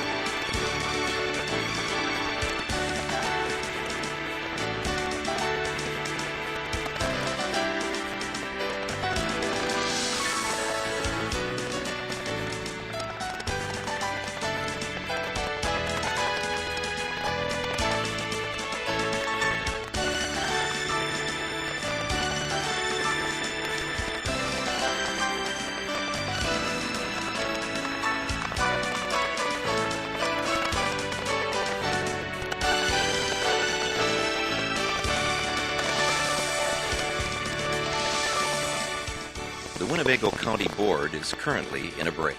Please stay tuned for continued coverage. For broadcast times of local government meetings, check our website at oshkoshcommunitymedia.org. You're watching City Cable 10, your source for government programming in the Oshkosh area. Simulcast on 101.9 FM WOCT and streamed on the World Wide Web at oshkoshcommunitymedia.org.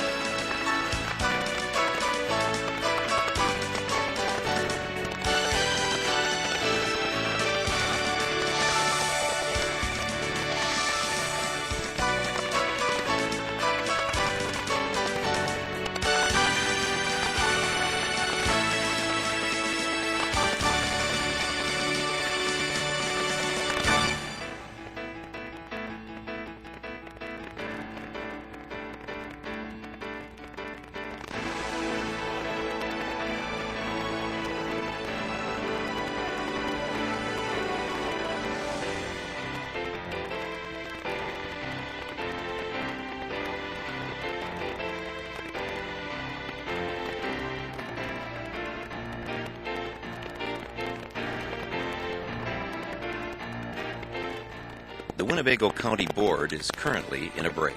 Please stay tuned for continued coverage. For broadcast times of local government meetings, check our website at oshkoshcommunitymedia.org. You're watching City Cable 10, your source for government programming in the Oshkosh area. Simulcast on 101.9 FM WOCT and streamed on the World Wide Web at oshkoshcommunitymedia.org.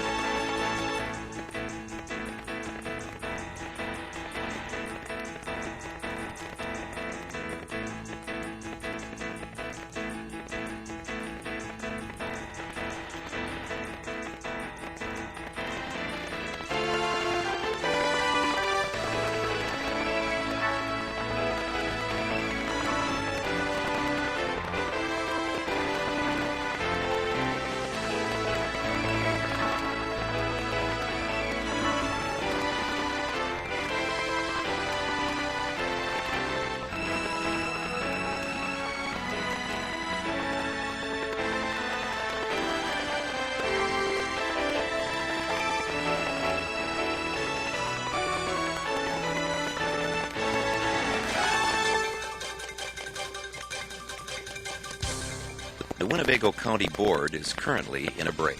Please stay tuned for continued coverage. For broadcast times of local government meetings, check our website at oshkoshcommunitymedia.org. You're watching City Cable 10, your source for government programming in the Oshkosh area. Simulcast on 101.9 FM WOCT and streamed on the World Wide Web at oshkoshcommunitymedia.org.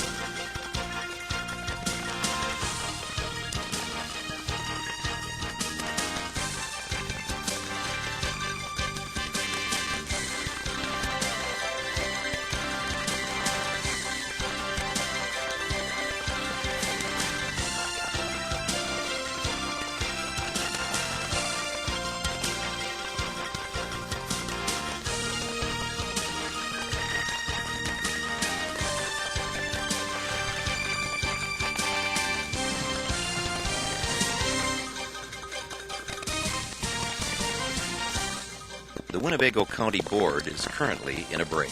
Please stay tuned for continued coverage. For broadcast times of local government meetings, check our website at oshkoshcommunitymedia.org.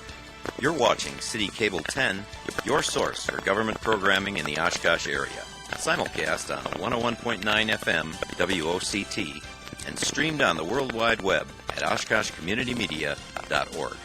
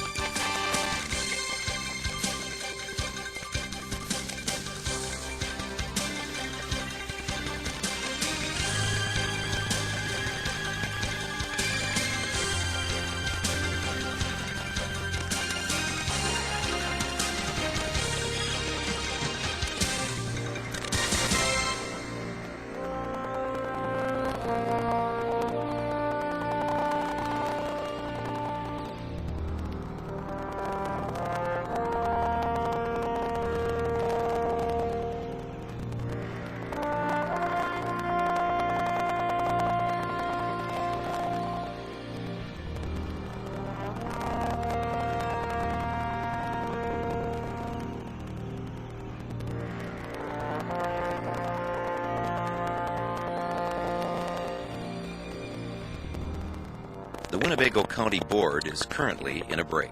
Please stay tuned for continued coverage. For broadcast times of local government meetings, check our website at oshkoshcommunitymedia.org.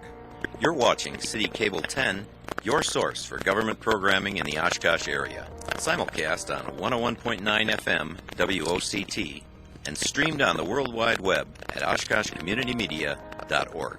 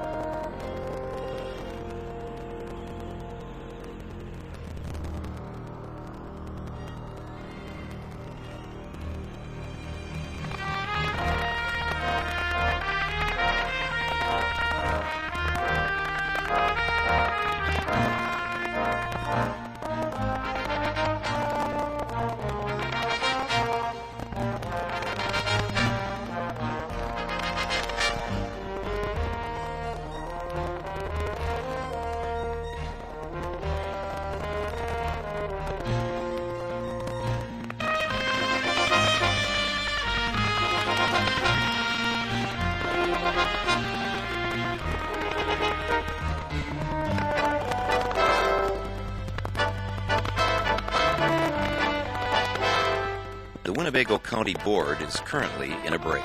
Please stay tuned for continued coverage. For broadcast times of local government meetings, check our website at oshkoshcommunitymedia.org. You're watching City Cable 10, your source for government programming in the Oshkosh area. Simulcast on 101.9 FM WOCT and streamed on the World Wide Web at oshkoshcommunitymedia.org.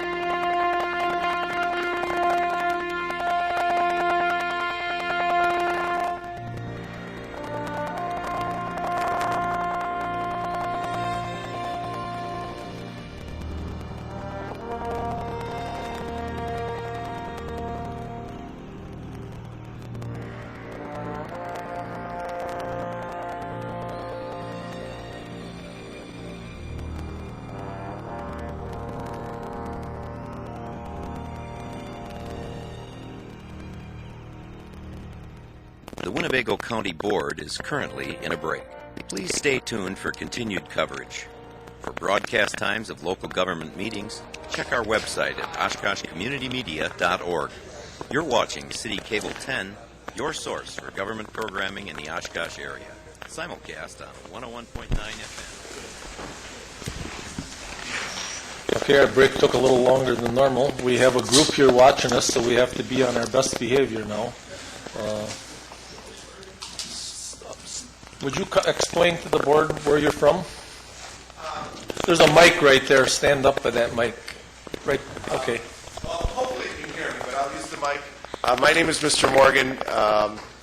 We have a government class, or government classes from Neenah High School, and traditionally we come to Judge Gritton's courthouse to look at how the judicial system works. And we finished up a little early today, and since this opportunity presented itself, we'd like to come and watch a little bit about how county government works until about 10:20. So thanks for this opportunity.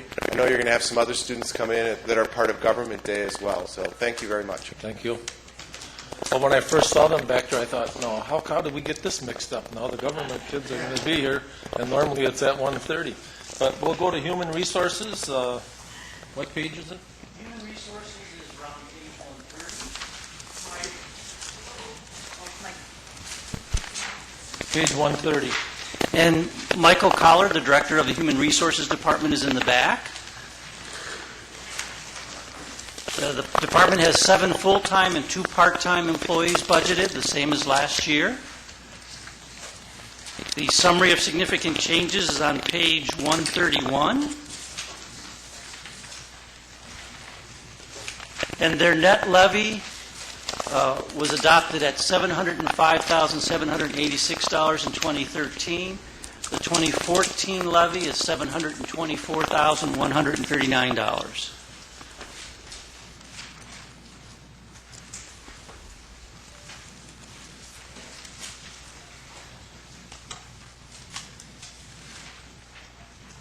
I just have a comment that our last meeting, when you gave the presentation on the insurance, a lot of us were thinking of WEA Trust, but realizing WEA Trust got in the bidding war with you and creating it. But I think that's where a lot of the problem came in, where a lot of us were thinking it was WEA Trust, but they're the ones that started the bidding war. So, but some of them, I don't know so much if we were all on the wrong page, but I think you were concerned, or people were concerned where that come into effect. And I was also, but I just wanted to clear that up with you. There's also a workers' compensation fund, which is Mr. Eisen. Thank you, Mr. Chairman. Mr. Callard, on page 137 of the budget, there is an employee health and wellness charge to human resources for $156,564. Could you explain to us what that is, and why isn't it part of a fringe benefit? Well, some of it is, but what we did this year is collect some items that were all in the 2013 budget but in different places, and we really just reorganized to put them all in one place to better track them and better manage them.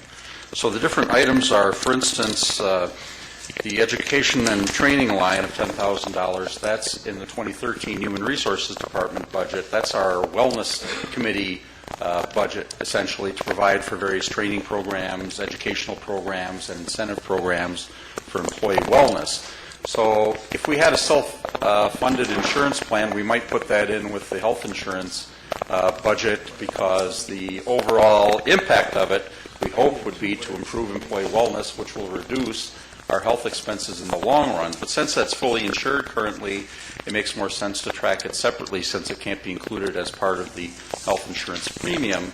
So rather than putting the department budget, though, we put it here as kind of a compromise between just being in the HR department and being in the actual health insurance fund.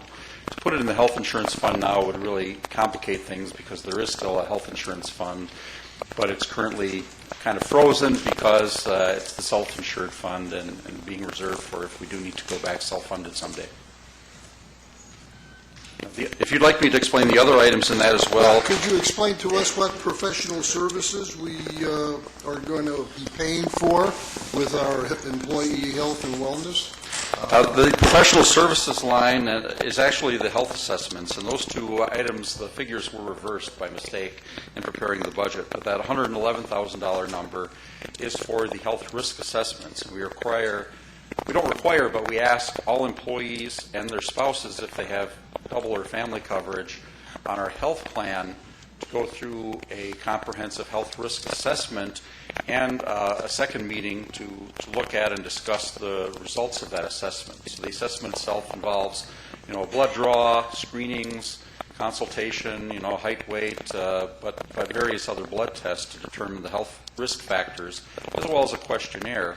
And so that costs, I think it's $86 per participant, and we ask both employees and spouses to participate. So there's up to, I think, roughly 1,300 people participating in that program. Now, on page 44 of the budget, under fund projections, I note that there will be a balance. It is projected that at the end of 2013, 12/31/13 balance, there will be a balance in the self-funded health insurance fund of $3,083,807.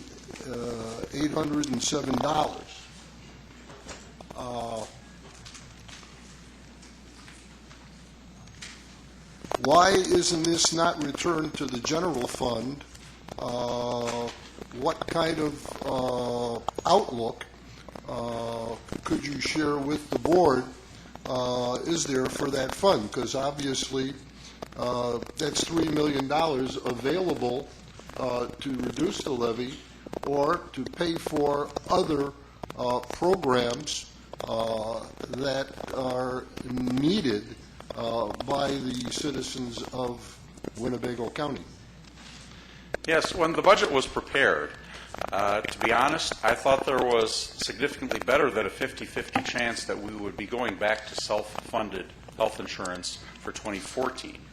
So it was my request that that be kept in as a fund balance when the original budget was drafted, because I really thought we'd be using that for the health insurance for 2014. As it was, of course, we got into a very favorable situation with some of our options and decided to continue being fully insured through the network health plan for 2014, which I think was an appropriate decision, but it did leave us with that balance. I would like to commend you on the free enterprise system, which is alive and well in Winnebago County, because when you have three insurers that are bidding down the cost of health insurance, it's the county and the taxpayers of the county that win. I agree. Yet, and it's the right thing to do to take that savings when we can, yet there was a very good discussion, I thought, at the board last month about the possibility that those premiums would not remain low for too much longer. And we do have a 10% cap for the next year, but there are ways around that, as we all know. And we all recognize that we're basically getting the health insurance at what in some senses at least is a loss for the insurance company, we expect. And so we want to keep our options open. So if we do want to go self-funded, I still think it's a reasonable possibility that we will end up going self-funded in 2015 or 2016. Under the Affordable Care Act, there is a significant financial advantage given to self-funded health plans as opposed to insurance plans because of the insurer fee that's about 2.4% of premiums. So because of that, it's an option I still have my eye on for the future, and the board may wish to keep all or some of that money in for the future, because a cushion may very well be needed in tight budget years, maybe not in 2014, but I don't think too many years down the road. Supervisor Hardy. Thank you, Mr. Chair. On page 135, there is an expense for data processing that comes year to year. Can you explain what that data processing expense is for? Under contractual services.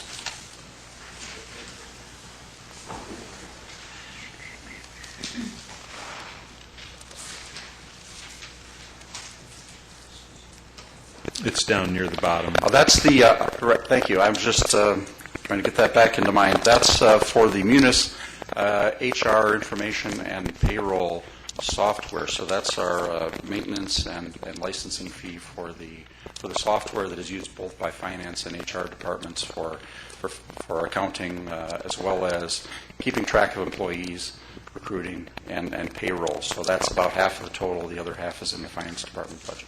Okay, thank you. Supervisor Engelbert. Thank you, Mr. Chairman. Mike, back to the health risk assessment. So we're spending $112,000. You stated that we have 1,300 participating. We have 900 and some employees. Is that kind of reflecting that 2/3 of our employees are around in there are participating? Do you have the participation number? I don't have the actual number of participants with me today, but we have about 950 employees on the health plan. We have 1,200 total employees, but not all are eligible for health, and a few decline it. So of the 950 on, approximately half, maybe a little more than half, have spouses. So it's 1,300 or 1,400 eligible. Not everyone does participate. There are probably 100 who don't. So the participation, I think, is somewhere in the neighborhood of 1,200. Do we give incentives for people who take the health risk assessments? Do they get a percentage off of their share of the health care, or some other? Yes, we do. Generally, for a full-time employee, the employee will pay 10% of the total health premium for either single, family, or double coverage, whatever the employee selects. But that's if the employee does fully participate in our risk assessment and report meeting, and the spouse, if the spouse is covered. If they do not participate fully, then they're charged 15%, so it's a very significant financial penalty. Okay. And one last question. The intent of HRAs is to kind of catch serious stuff ahead of time. Have we tracked or been able to determine whether that's improving our experience in terms of our healthcare costs? Are we noticing any reduction because we're catching some long-term, more serious healthcare issues? It's very hard to track over a short period of time exactly what cost reductions are related to these particular set of assessments. So I can't give you a number as to how much was saved in 2013, for instance, from the 2014 assessments. This is only the second year we've done the assessments, and to really see the savings, you have to track it over a number of years. But we do track it, and we have had a meeting and sat down with our health risk assessment provider and looked at all sorts of charts and figures about how different categories of expense are changing. And we also look at the kind of health risk factors that we find. We look at, percentage of employees who are obese or pre-diabetic or diabetic or with hypertension and so forth, and that allows us to help tailor our wellness programs and other offerings to try to reduce those costs. So it's something we've just started to track and looked at those numbers, but we really only have 1 year experience right now to look at, so we don't have a very clear picture yet. All right, thank you very much. Mm-hmm. Supervisor Warnke. I'd like to know, this all started with the previous director, and we combined services. In other words, for the highway department, there was an agreement made out from the bridge tenders that they could fill in at the highway department. And I think this was a big breakthrough.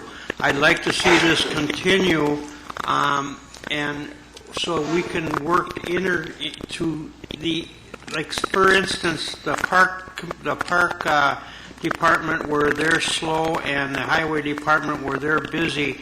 Are you somehow working to interchange or access the employees to fill in? And I'd like to see this continue.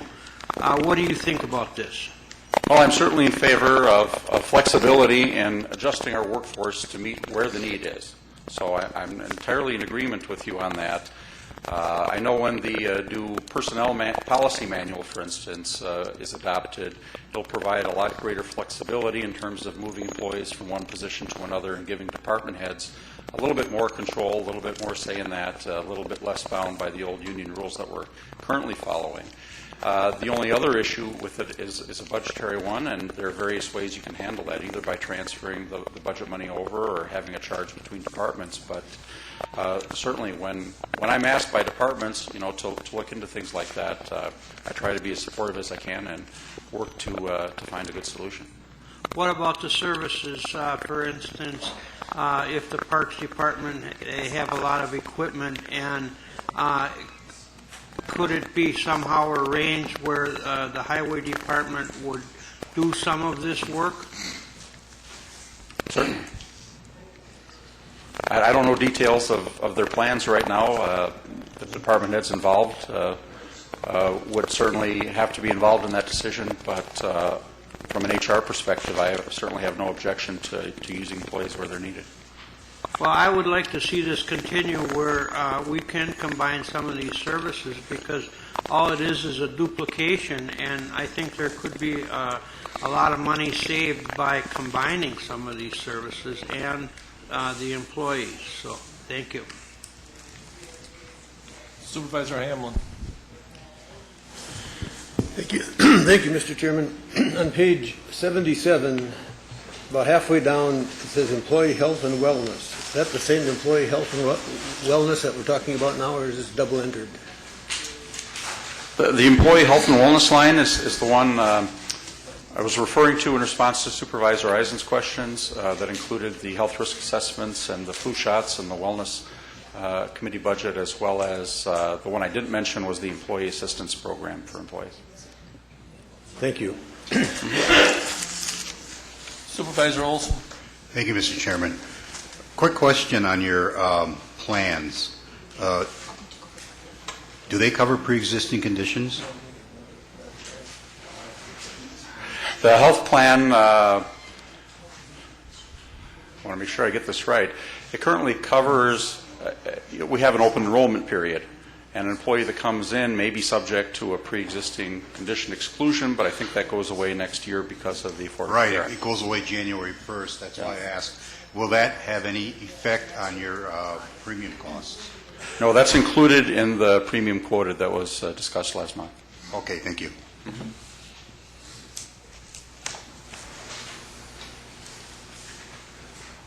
Okay.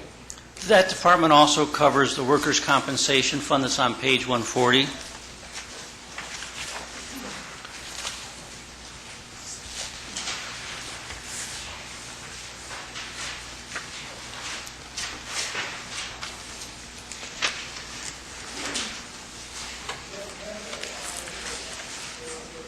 If there's no questions there, the next item on my list is information systems. Well, they have dental insurance. Anybody have anything on dental?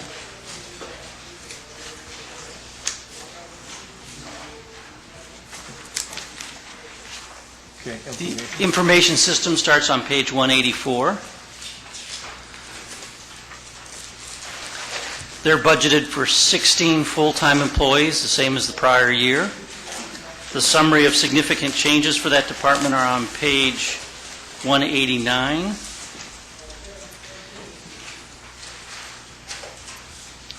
And their adopted budget for last year was $1,618,255, and they're budgeted for $1,614,568 for this budget.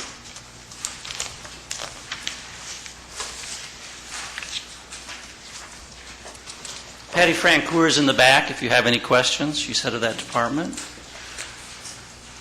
Do we still have like replacement funds that we add a little money to every year and stuff like that? Could you give us an explanation of what we got in there and or how much we got in those different funds? You want to talk about the technology replacement fund? Okay. That is the next, are there any questions with the operating budget, or are we moving on? Well, I think they'll jump around, right? But anything that pertains to you is going to come up while you're here right now. So some might be on the page altogether different, like I am. Okay. And somebody else might be on another. That's part of her area, and that's on page 198. So she has, a technology replacement fund budget and the regular IS budget. So she covers both. Okay, so the technology replacement fund is something we have started since the year 2000 to focus on our inventory and how it ages, and to have a plan to replace it as it ages.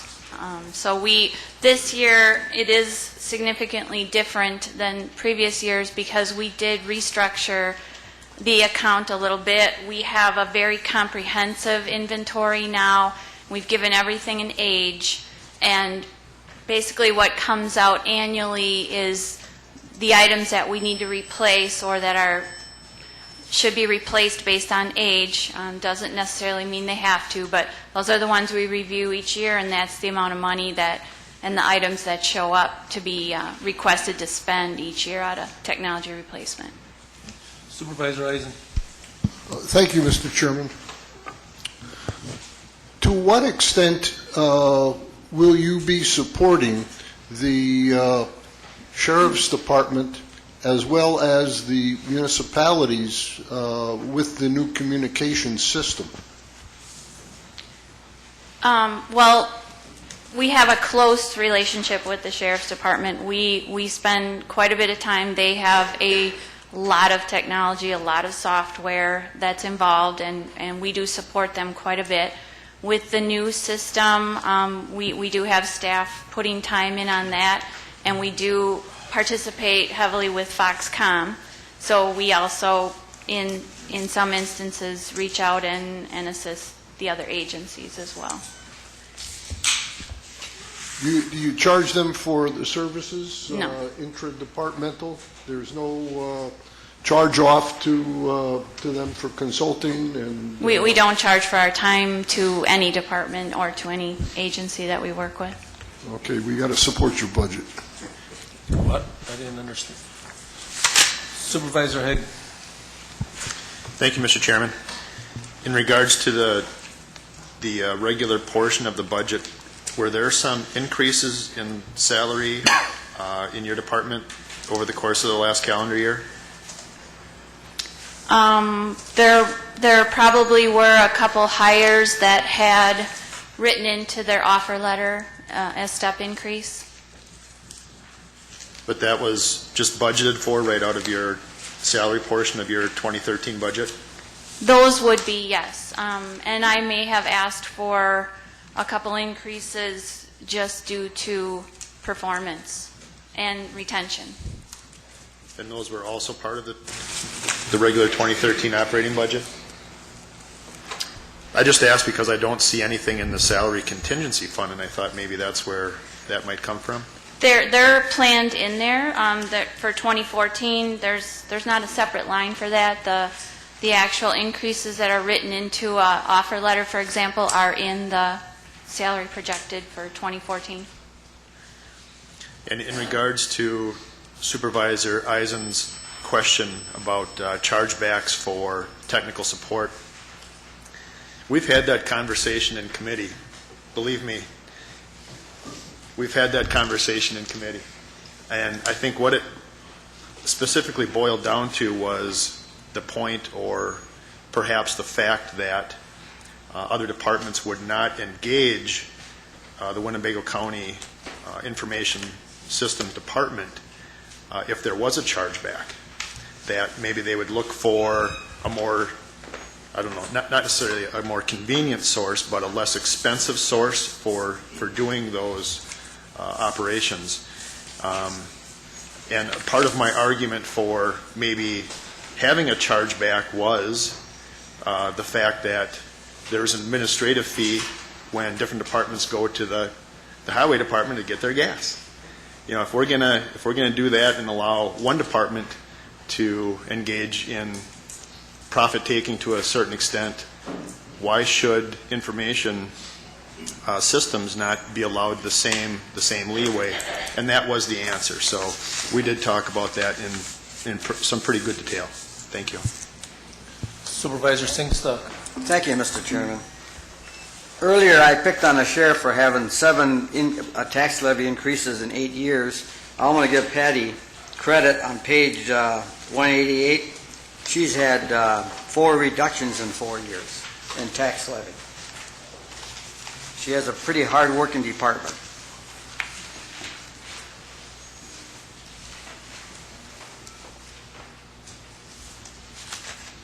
Okay. That's it.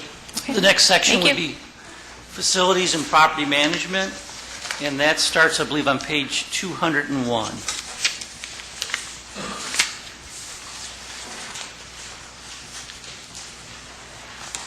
The facilities department has 37 full-time positions and 1 part-time position, the same as the prior year.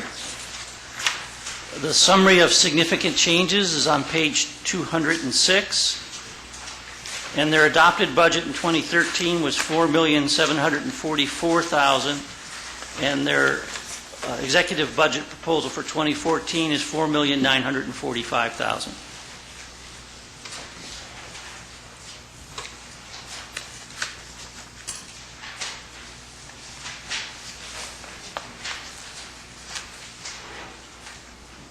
Supervisor Haig.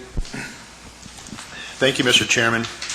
In regards to the Facilities and Property Management Committee, when I attend the committee meetings, it always seems a little alarming that we're not really sure who is to specifically own or maintain what buildings throughout the county. And it seems like we're always, even as an observer in that committee, uncovering issues of who has what and what has who when it comes to buildings. Can we get, or is there some type of a document that has a list of various county buildings, which buildings are inhabited by which departments, which buildings are entirely vacant at this point, what we're renting, what we pay rent for, things of that nature, I guess, would be helpful, and maybe especially helpful to some of our newer peers on this committee.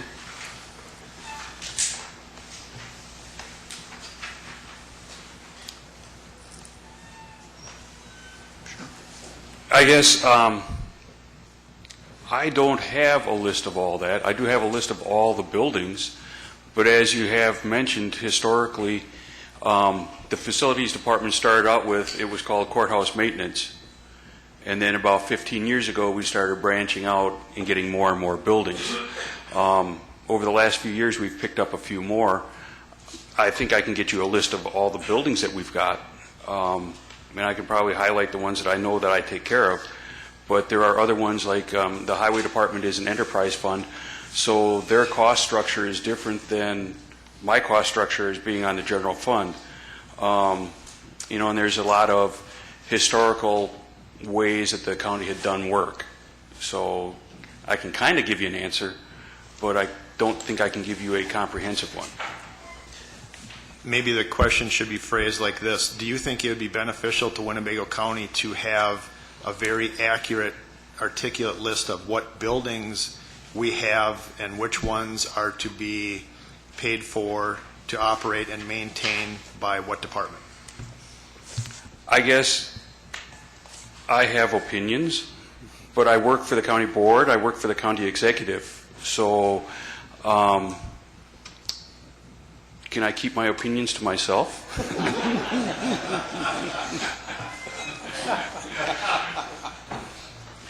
You come and got 10 sheets, fill it out like what you want to see. That's a no comment. Thank you, Mr. Chairman. Supervisor Eisen. Thank you, Mr. Chairman.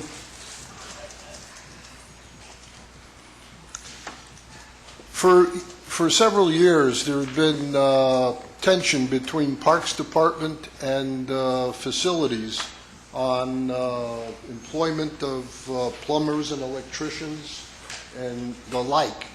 And I noticed that for this year, the facilities has settled with 2 electricians and a part-time plumber. Has the employee sharing with the parks been settled in terms of they've found a home for these experts? That was basically settled years ago. A number of years ago, the parks electrician went out on an injury, and we had 2 electricians in facilities, and we assumed the electrical work from parks. And then that position was absorbed into the position count for the county. And then we absorbed the plumber position, and they had a full-time plumber position. We looked at the number of hours that we contracted for plumbing services and the work that we had, and settled on a half-time plumber. So I'm going to say that's pretty much been settled for a couple of years now. Well, I seem to recall that there a change in the organizational charts between last year's budget and this year's budget, and that led me to make that comment. But I appreciate your response. Thank you. Supervisor Gabbard. Mike, I'm going to put you on the line here. Maybe you can get me the information right away, or maybe you can get it to me later. Do you have an idea what it costs us to maintain the Huber facility each year? I don't have that right at my fingertips, but I do know that question's been asked a couple times, and working with WPS and a couple things, You would think that when you put a building in mothballs, all the costs go away. But basically, the utility costs are about 60% of an operated building. So we don't have the cleaning requirements that we used to. The maintenance has kind of gone down because it's not being used as hard. I'm going to say we're probably costing about $50,000 or $60,000 a year. I can get the exact figures for you. Okay, I'd appreciate it. Thank you. If I can add one thing, one of the problems we have with the Huber Center is there's a computer hub underneath it. And as you'll recall, there's a pretty extensive cost of relocating a computer hub.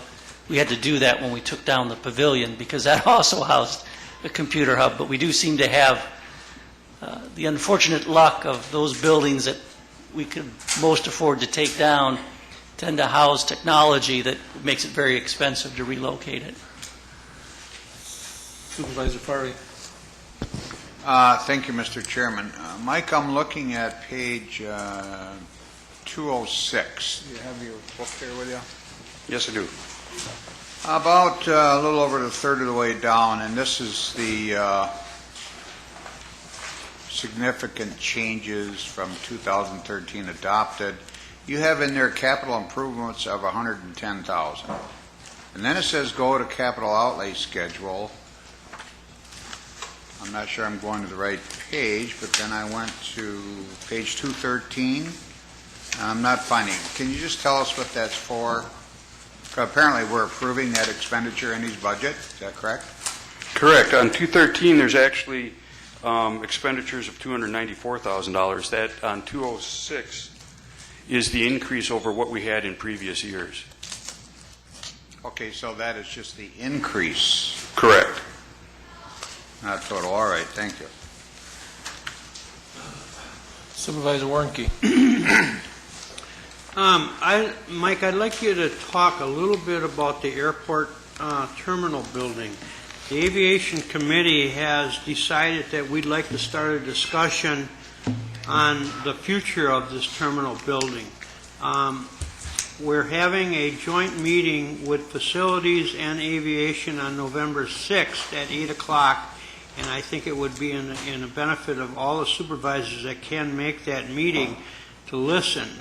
We have people from Omni, and you will talk about the building, and Peter Mall will also give some insight on it.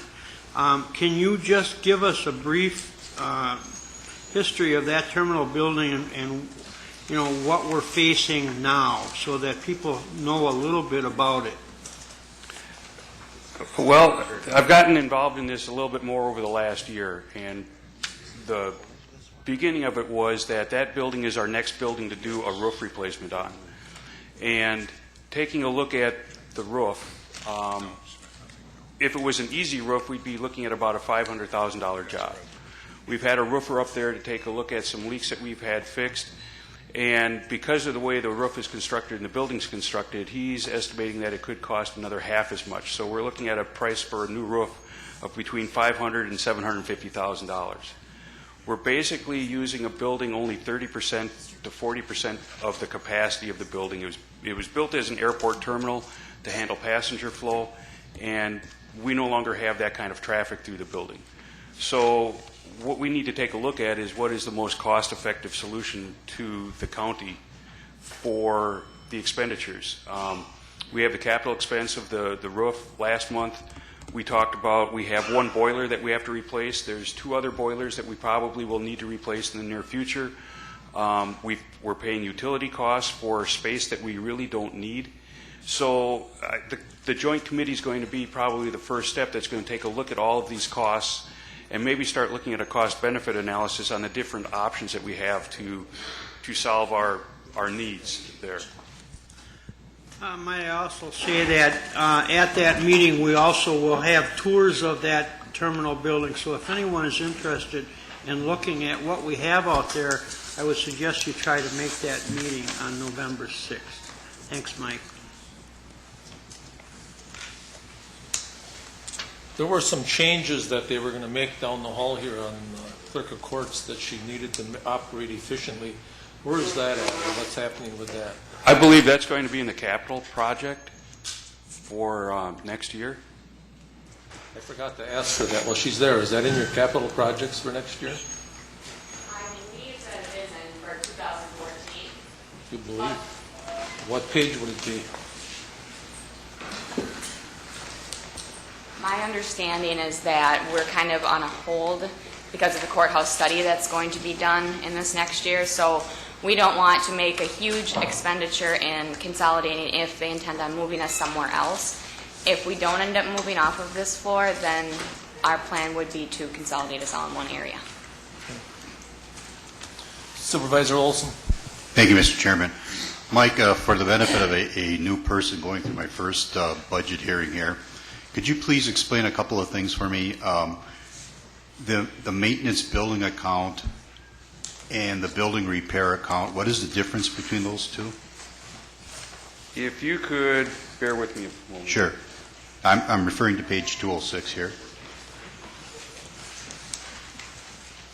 Well, I guess my question is why are they broken out separately? Does it need to be broken out separately, or are they two entirely different functions? They're broken out separately because some of it is work that we do in-house. Okay. And some of it is contracted services.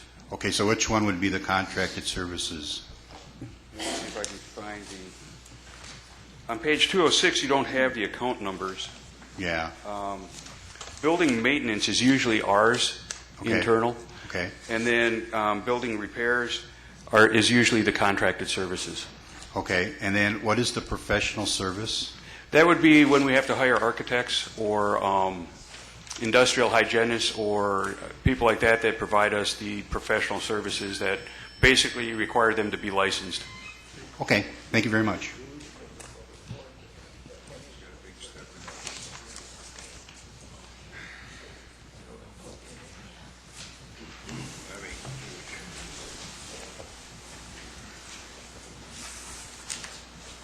I'm giving them time because you're getting off too easy.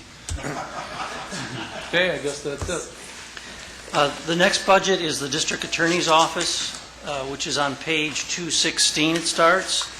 You should note that the DA's office has a combination of state and county employees. The DA and the assistant DAs are state employees. The county provides all the support staff. And we're budgeting 18 full-time employees for the District Attorney's Office, the same as the prior year. Their summary of significant changes is on page 221. Christian Gossett's in the back of the room to help with any questions you have. But the 2013 adopted budget was $960,316. This year's proposed budget is $1,036,435.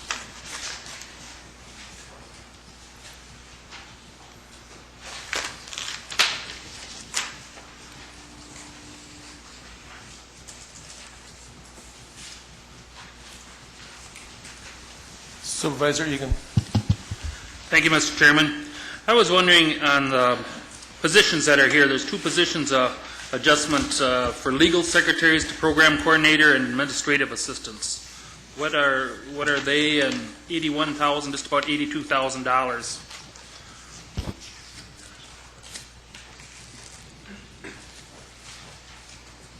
Go ahead. Thank you. The big change there is for the program coordinator position. Back in 2005, I think we started running into issues with our jail population, the average daily population increasing. I was first elected in 2006, took over the office in 2007, and I started utilizing one of our legal secretaries in the office to help me in creating and monitoring alternative and diversion programs. We started with just a handful of people. We've now grown that population to about 400 to 500 individuals per year who are placed through alternative and diversion type programs in the county. The big benefit is, back in 2007, I believe our average daily population in the jail was around 340 people, and we were looking at expanding the jail, building a new pod, I think to the tune of $10 or $13 million, plus the staffing for the additional space in the jail.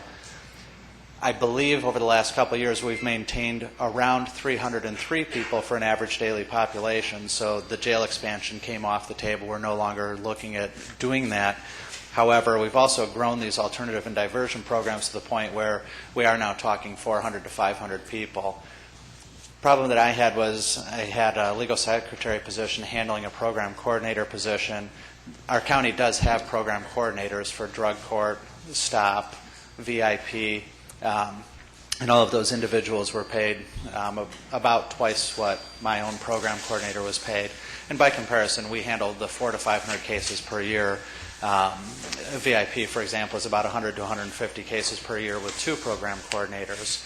So I needed to change that position in order to even compete within our county, let alone with other counties. And I was hoping to do it before the person that I had in the position left. However, she did in fact resign her position and took a higher paying job out of the county. So this is to put this position in line with what it actually is. It is a program coordinator position. It's instrumental in keeping our average daily population down and monitoring and safeguarding the community with these individuals who are in these alternative and diversion programs. But just hearing from the sheriff and the county executive and that, like you just said, we don't need the pod anymore. I don't see why we'd need that because the growing of the population, everything is pretty much stable or slightly, and now you're going ahead and you're asking for $81,000 or $82,000 more for that, and we already have a coordinator, you said, for that. No, I'm sorry, we don't. I had a legal secretary who was doing that position, but most of these positions pay what we're now asking this position to pay, either in our county or in other counties in the state and other states. So the person who I had in this position left the position overpay. So the position's vacant right now. We're in the process of hiring for it. I don't have anybody in this position right now. The position is vacant. So you're asking for money to go ahead and go out and hire someone at a much higher rate of pay. Right. I need somebody to manage the 400 to 500 people in this program. And that can't be worked throughout with the sheriff and some of these other ones? No, there's not a program coordinator that does this. I don't have a program coordinator. VIP is through the courts, not through our office.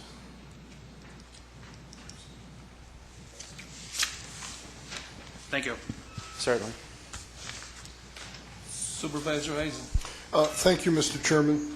Mr. Gossert, could you explain to the board and to the public the reconfiguration and the adjustment that the district attorney's office has made in the transition to the Orr and King building?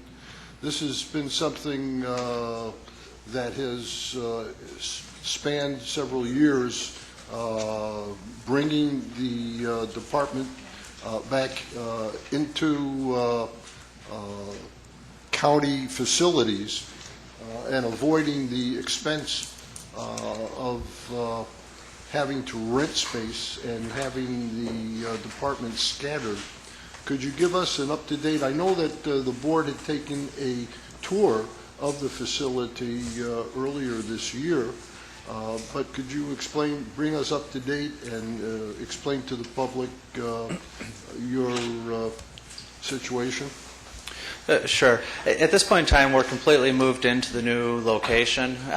It does seem to work out very well. We sort of miss our glass office walls in the last location, but this space is very convenient to the courthouse. We have the tunnel. It doesn't cost us the $120,000 a year that the old space cost the county. I think it works out very well. And Mike Elder and his group did a great job of not only moving us in, but also reconfiguring some of the space. They were very cordial while they were working with us, very pleasant. I think everything went very smoothly, and I think we've settled in pretty comfortably now. And I appreciate the fact that several of you were able to come over and see our new location and how we're running the office these days.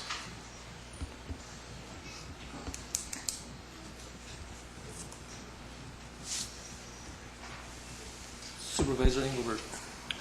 Thank you, Chairman. I'm still a little confused over the regular pay, that increase of $82,000. If I'm understanding this, you're taking 2 legal secretaries and promoting one of them to program coordinator and one to administrative assistant? That's correct. And can you tell me what they're currently making and what the new salary roughly would be? Because $82,000 is a heck of a big increase. The program coordinator, and I don't know exactly what they're making, but I think the program coordinator, well, it's a legal secretary position right now. I think it's somewhere around $24,000, $25,000 a year. The new position will be the same as our other program coordinators in the county, range of $43,000 to about $65,000 a year. And the administrative assistant, I would assume there's not that big a difference in pay between a legal secretary and an assistant. I'm still not figuring out how you get to $82,000 for two people. The $82,000 isn't just the two new people; it's all the other regular increases as well. All right. That's only part of it. All right, thank you. Thank you. And there is a table on page 70 that shows the pay for both of those positions, and then the reduction in how much is eliminated because they're no longer going to be legal secretaries. So it's sort of at the top of page 70, where it shows the program coordinator, and then the cost is $43,400 for wages. There's benefits, and then there's the administrative assistant, and then the legal secretary. The two that are eliminated, that reduced pay by $57,800. So it's a net increase. The net increase attributable to those is $21,000. The rest of it is regular pay increases. All right, thank you. Thank you.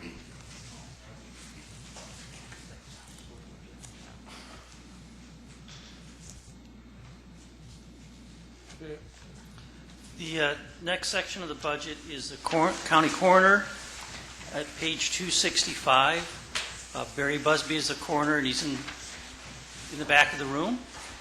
And I probably should have pointed this out when we were doing facilities, but there were some changes made to the budget after the actual body of the book was sent to print. And you all should have had a sheet of paper in the front of your budget with changes. It looks like this. And the coroner has a change on there where when we constructed his budget, we completely missed the registration and tuition budget amount. So that's in addition to what's shown in the budget book.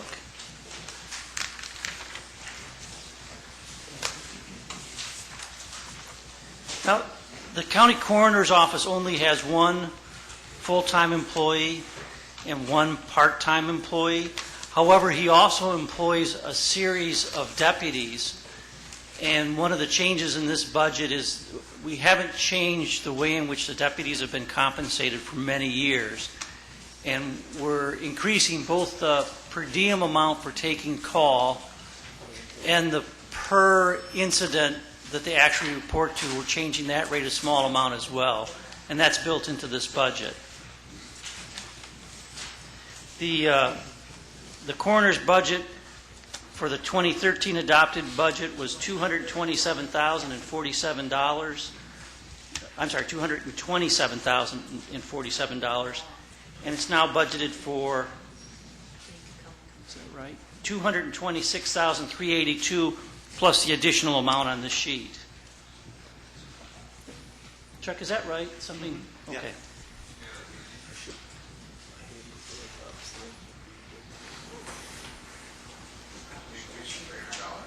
Yeah.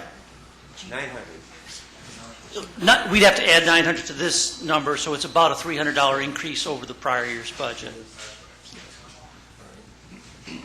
But that doesn't seem consistent with, and maybe it is, with the additional amounts we provided for compensation for the... That was built in. Okay. To the original numbers. Supervisor Haig. Thank you, Mr. Chairman. In regards to the coroner's operating budget, I'm also referring to a note that we had on our desks in regards to some of the funding for the Rethink program.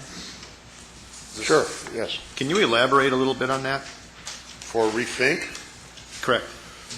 Oh, change And gears. I guess I want to frame this in the context of, we heard Sheriff Motz earlier talk about the program that we saw you on TV here recently about the heroin and the opiates task force, and I don't see a line item necessarily in your budget either coordinating some type of an effort to get the word out, for lack of a better term, in Winnebago County. There were 24 deaths, I think Sheriff Mott said. There were over 100 other overdoses that were averted with a drug that kept those people alive. Narcan. So I don't know if you can tie these two together or if they necessarily need to be tied together, but what do we need to do in Winnebago County to aid in prevention? And I just find this a very a sad statement regarding Winnebago County, and I'm hoping that as a board we can help you out. Okay, first of all, for Rethink, for the new board members and people that weren't around 6-7 years ago or whatever else, there were 7 people on a leadership committee, Leadership Winnebago County, that took certain trainings, and we went places and learned stuff, brought people together for tobacco, alcohol, and drugs was the original purpose of our coalition. We formed that, and Rethink was formed out of that about 5 years ago. Rethink is through the health department, and with grant money has an operational budget up until now. So therefore, we're asking for money to keep a coordinator and Rethink involved in our county process, a safer Winnebago County, a healthier Winnebago County, and less problems with it. It really has nothing to do with my budget per se right now. We work with Rethink. My time dedicated to Rethink is actually about the only thing that it costs the county from the coroner's budget. Since I'm salaried, it doesn't really matter how many hours I spend on Rethink and prevention and education and training and stuff. Now to bring forth, we don't have that coordinator on board next year possibly. We could lose the momentum that we have gained in setting ordinances, laws, procedures, other things that have been very successful in keeping Winnebago County a very good place to live, healthier and stuff, except for heroin, obviously. I mean, we can't control everything, but our object is to Rethink. Joe Yana, a retired court commissioner, myself, Bill Wyman from the foundation, and Sergeant Mark Schaffhauser got together, and we started the Winnebago County Heroin Task Force, which on, I think it was the 15th of this month, met at LaSure's. With that, we brought the chief from Green Bay. We've attended some sessions up in Green Bay and stuff and all around the areas, trying to not duplicate efforts in prevention, keeping the addicted people at a minimum, helping people get off the drugs and the stuff that goes with it. It is a very scary time in our lives to see the numbers going from, since before 2011, we were averaging about 15 overdoses a year, and it's doubled in the last 2 years. 23 deaths in 2011, 27 deaths last year. We're probably on a pace for 27 or more this year, at least, in overdoses. And you're right, the number of Narcan saves is up to around 100 last year. We're down a little bit this year. Heroin is a terrible, terrible drug that has taken the place of a lot of prescription drugs. It's we wrote a booklet on prescription drug abuse, and we cleaned up the prescription drug abuse only to lead the cost of prescription drugs going higher. Heroin comes sliding in lower cost factor of buying heroin, so people went to heroin instead of buying prescription drugs. We're charged through SCAOTA and SAMHSA to write another book on heroin abuse. This is on the state level. Also on the county level, we're addressing this in the 4 pillars. It's called our prevention, our education, our enforcement, and our harm reduction. And there's a lot of things that go into this, and we brought it out on the heroin task force meeting earlier this month. we had 130 people, between 125 and 130 people show up at this with a lot of enthusiasm to address the problem of heroin abuse in Winnebago County. I think we're making some strides. There's a lot of problems with it. Just like right now it costs about $6,000 to go into a month's treatment to be totally, so you could walk away and be clean of the addiction and not have heroin in your system. A lot of the addicted people don't have $6,000 to get into the treatment. There's also a problem with the number of facilities. Nova House is one of the main treatment facilities in-house, and they don't have enough placement or beds to handle the needs without a wait period. I had a person call my office about 3-4 weeks ago and asked for help for her niece, that she was addicted to heroin, and she was asking to help and get cleaned up. So we made a couple of phone calls, and we found out that there was a 5-week wait to get anybody into the program where they could have a bed waiting for them. This girl was not ready to wait 5 weeks. They got her into an outpatient program, and it helped for a little while, but she eventually walked away from it. I'm not sure where she's standing right now. The other Where did problem you call for help? Was it our social services or? Well, first I went to Nova House, then we called social services, and they got her into the program on a outpatient service. Yes, sir. And there's services out there, but the problem is a lot of this takes a lot more money than even what we can come up with. And starting this heroin task force, we had a goal of getting some grant money, other places, businesses and stuff. We're going to hope to get some monies out of this so that we can go with different programs. But we need to have a place to go before we spend money. We're not going to just get money and just spend it. We have to have a place to go. Some of the problems are the hospitals are admitting people through their emergency room, putting them in the ICU. They don't have insurance, and they're sitting in there for 3, 4, 5, 6, 7 days at $20,000, $30,000 a day probably. I don't even know what the cost factors get to be, but we can talk hundreds of thousands of dollars in one treatment of an addicted person going to the hospital. So the heroin is a major problem. Now we have the ladies that are pregnant and delivering babies. We got heroin, crack, and methadone babies in our hospitals that need to be treated before they get to go home with their mother. That the mother was addicted to this stuff before they go in there. So now we have another major problem in addressing us in Winnebago County and in the state of Wisconsin and a lot of other places. So we got some serious problems. So in regards to Rethink then, in your professional opinion, what is the effectiveness of the program? Rethink they've eliminated the tobacco, was very aggressive in tobacco. When we got the tobacco out of the workplace, out of the restaurants, out of the bars, that program was assisted with Rethink. The problems with alcohol and addictions and the problems with alcohol, they've helped get things passed in legislation, city ordinances and county ordinances on different programs that have been very successful. And the drugs, we've done some good things with the prescription drug abuse. Now we have to keep working on the heroin abuse. The healthy living styles and the recreational stuff and the other 3 or 4 different sections of this you have to get the health department on. But there's a lot of good things that come out of Rethink. It's a phenomenal,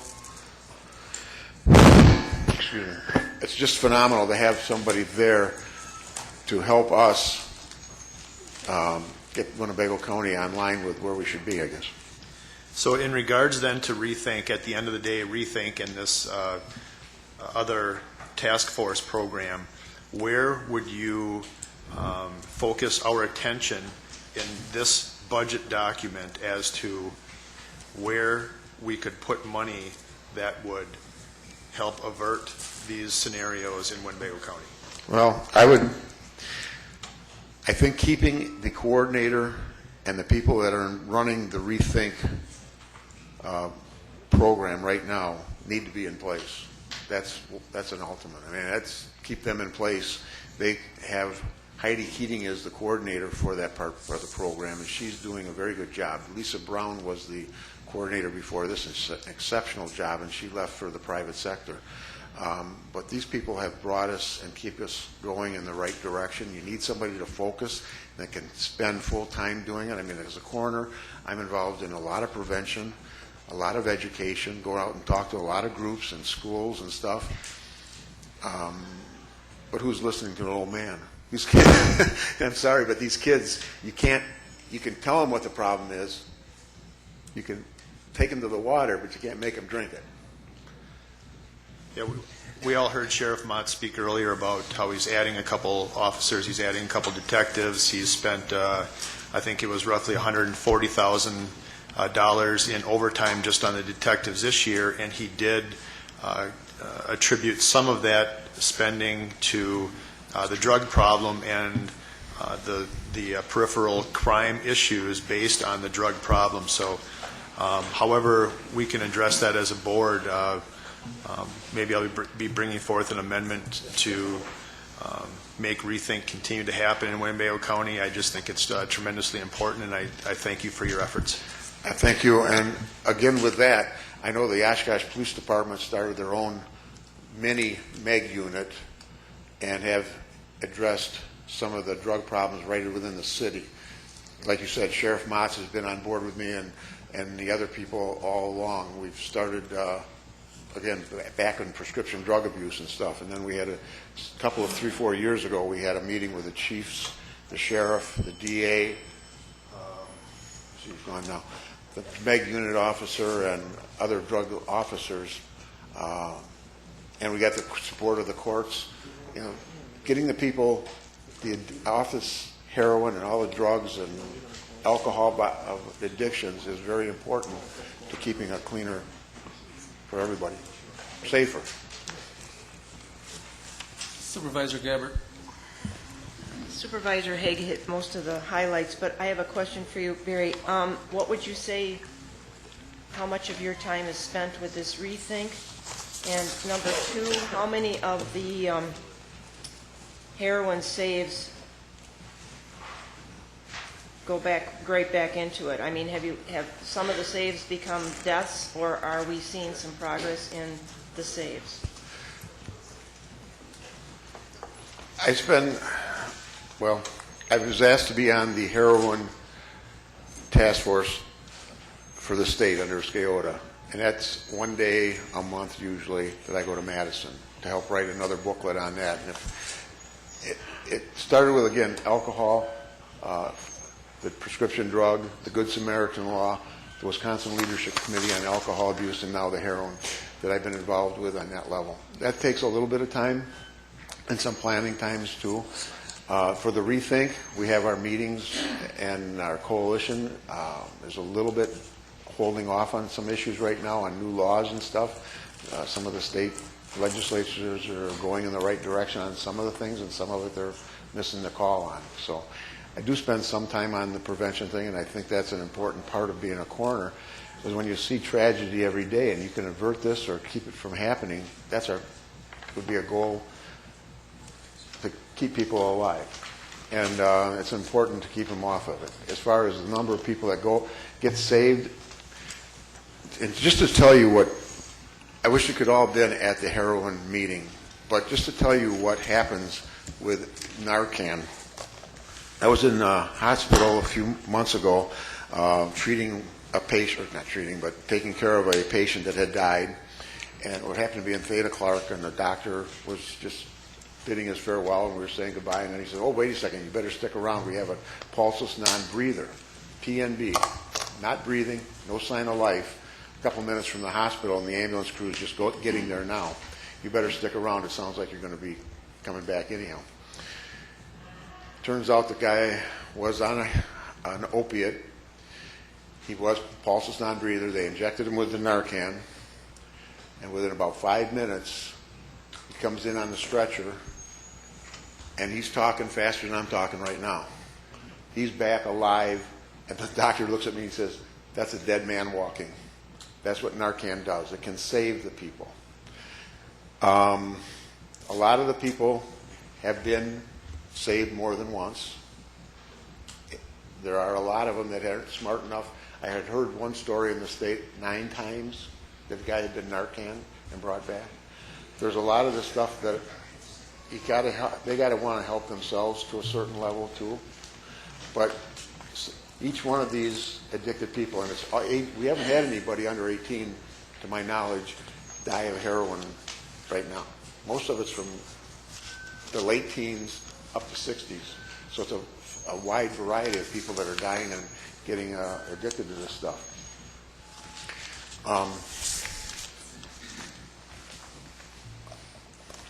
We've heard stories of that some of them really try to do this. There's another problem in the state. They started a harm reduction with clean needles to the addicts so that they would not become a burden on society with HIV and hepatitis. And these people can go to different places in the state and get needles. And there's 1 million needles given out every year in the state of Wisconsin so that our addicts aren't getting infected with HIV and hepatitis. At these needle exchanges, they're actually giving Narcan, naloxone, to the addicted people so that they can go out, and if they see their buddy laying on the ground, they can bring him back. We don't even know how many of those are saved. We heard one number from prevention that it's like 600 in the state from the needle exchange were saved, but I think it's higher than that. They don't have a perfect count on that one, but again, each one of those people are someone's loved one, either a son, daughter, mother, father, or whatever else, and I think it's our duty to try to change attitudes, educate people, and work with whatever we can to prevent the addictions that are out there. Thank you. Thank you.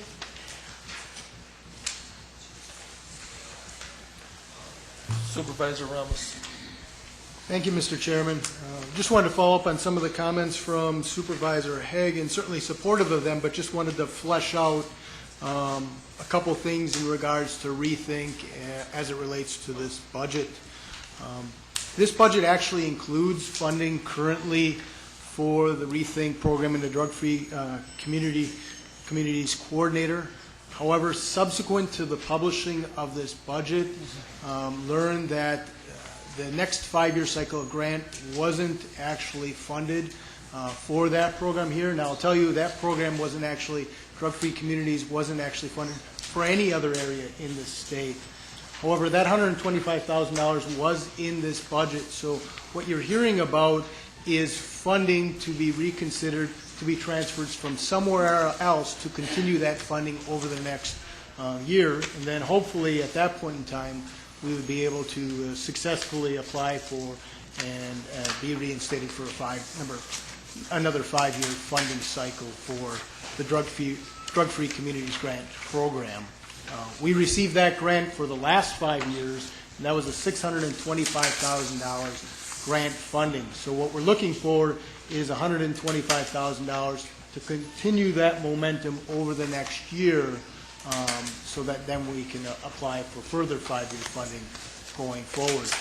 I think as you heard from the coroner, heroin is a major issue in this county, and I've heard time and time again as well about those increasing unfortunate heroin deaths, and I fear it's only going to continue unless we take comprehensive measures to stem that tide.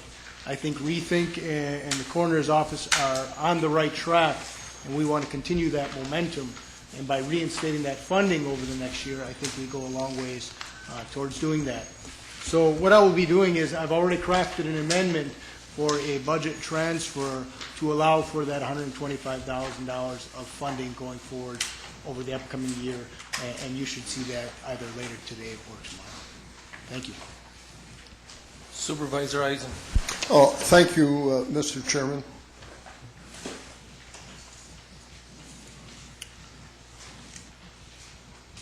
At the budget hearing for the coroner,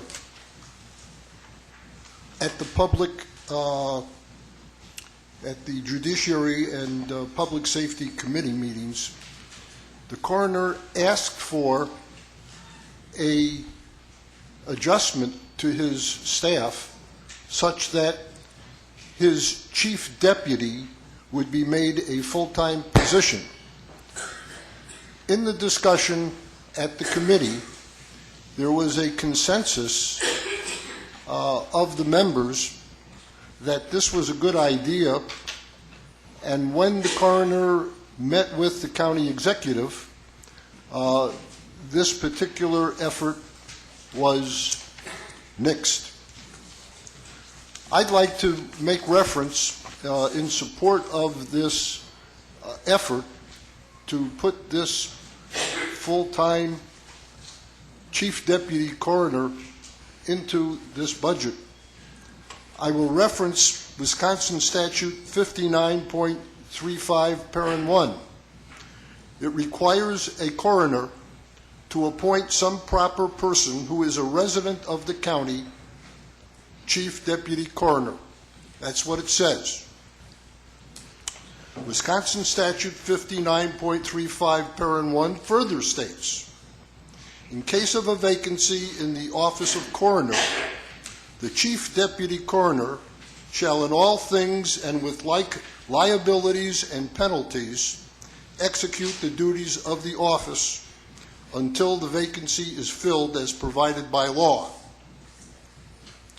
Furthermore, Wisconsin Statute 59.34, parent 1, parent B, states the coroner shall, when there is no sheriff or undersheriff organized for judicial purposes, exercise all the powers and duties of sheriff until a sheriff is elected or appointed and qualified.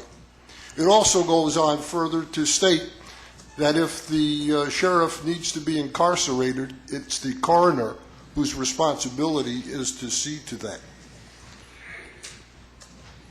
The workload of the coroner's office justifies employment of a full-time chief deputy coroner.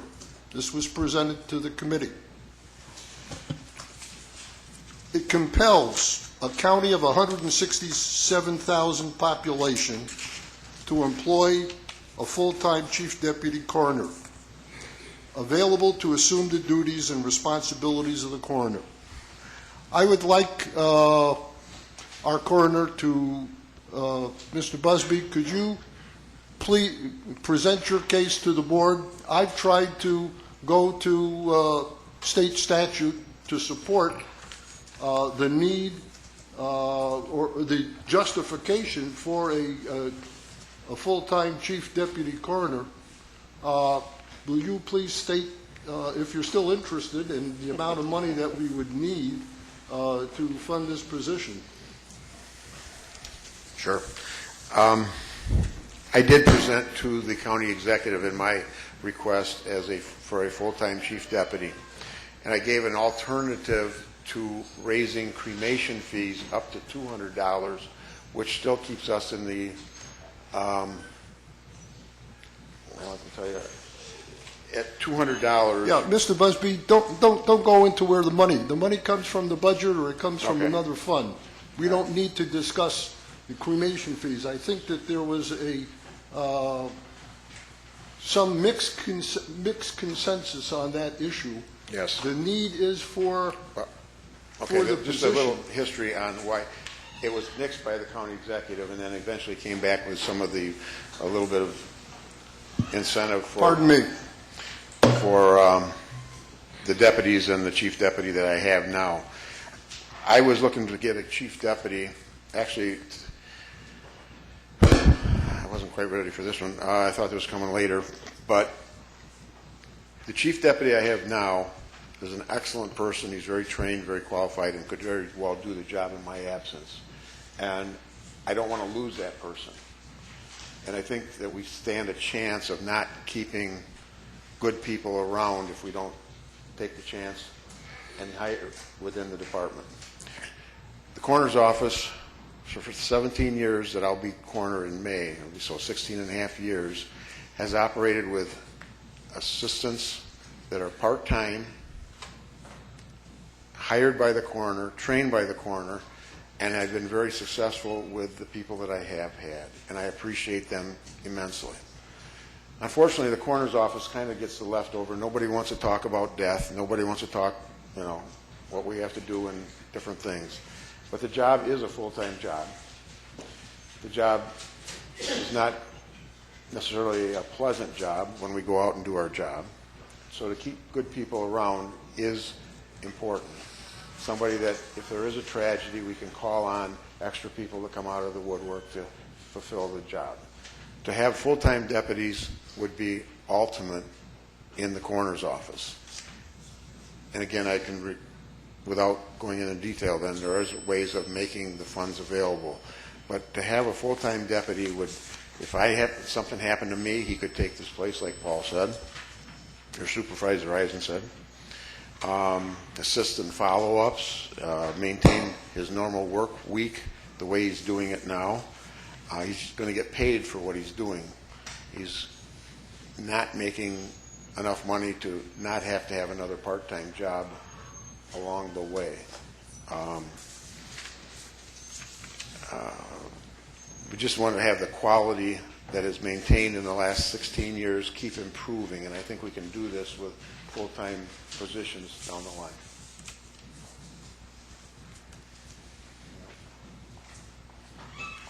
What kind of dollars would it take, Mr. Busby, in order to provide a full-time chief deputy coroner? Well, we would not be on the top of the scale compared to Madison and Milwaukee and a lot of other counties that have full-time people. If we even got them at $45,000 plus benefits, I think it would be a starting point. 60,000 would be a good figure. A little higher than that, I believe. What do you think, Chuck? 20%? 25% probably. Yeah, probably 65,000 maybe for total. 65,000. 60. I'm thinking with benefits and stuff. I guess we went that route and we had nixed it, so I don't have the exact figures now. Well, you wouldn't have the expense of him as on per diem and other. He would not be on per diem anymore. He would be as a full-time. On other expenses that you have. So we we'd could be use taking another 60,000. Well, we would be taking probably 35,000 that he's getting paid on per diem off the charts right away because he wouldn't be getting per diem. So he would be a full-time position, and then it would be extra money for his salary and benefits. So when you talk that, probably $35,000. An additional 30,000 would provide us with a full-time deputy coroner. Yes. Thank you very much, Mr. Busby.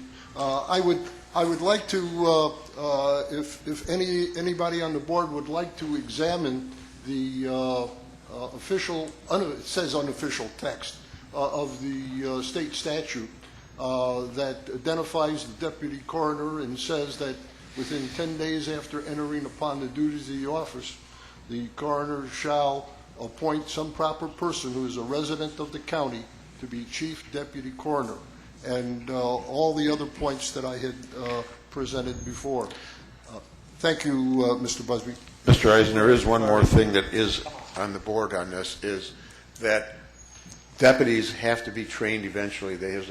I got a certificate at AMBDI, it's American Medical Board of Death Investigators. The state's going to require eventually that all deputies be trained in this, and it's going to be an expense down the line. It's also a problem of keeping them up to date on all the things that are going on along the way. So if we had a full-time chief deputy trained in this, it would also help.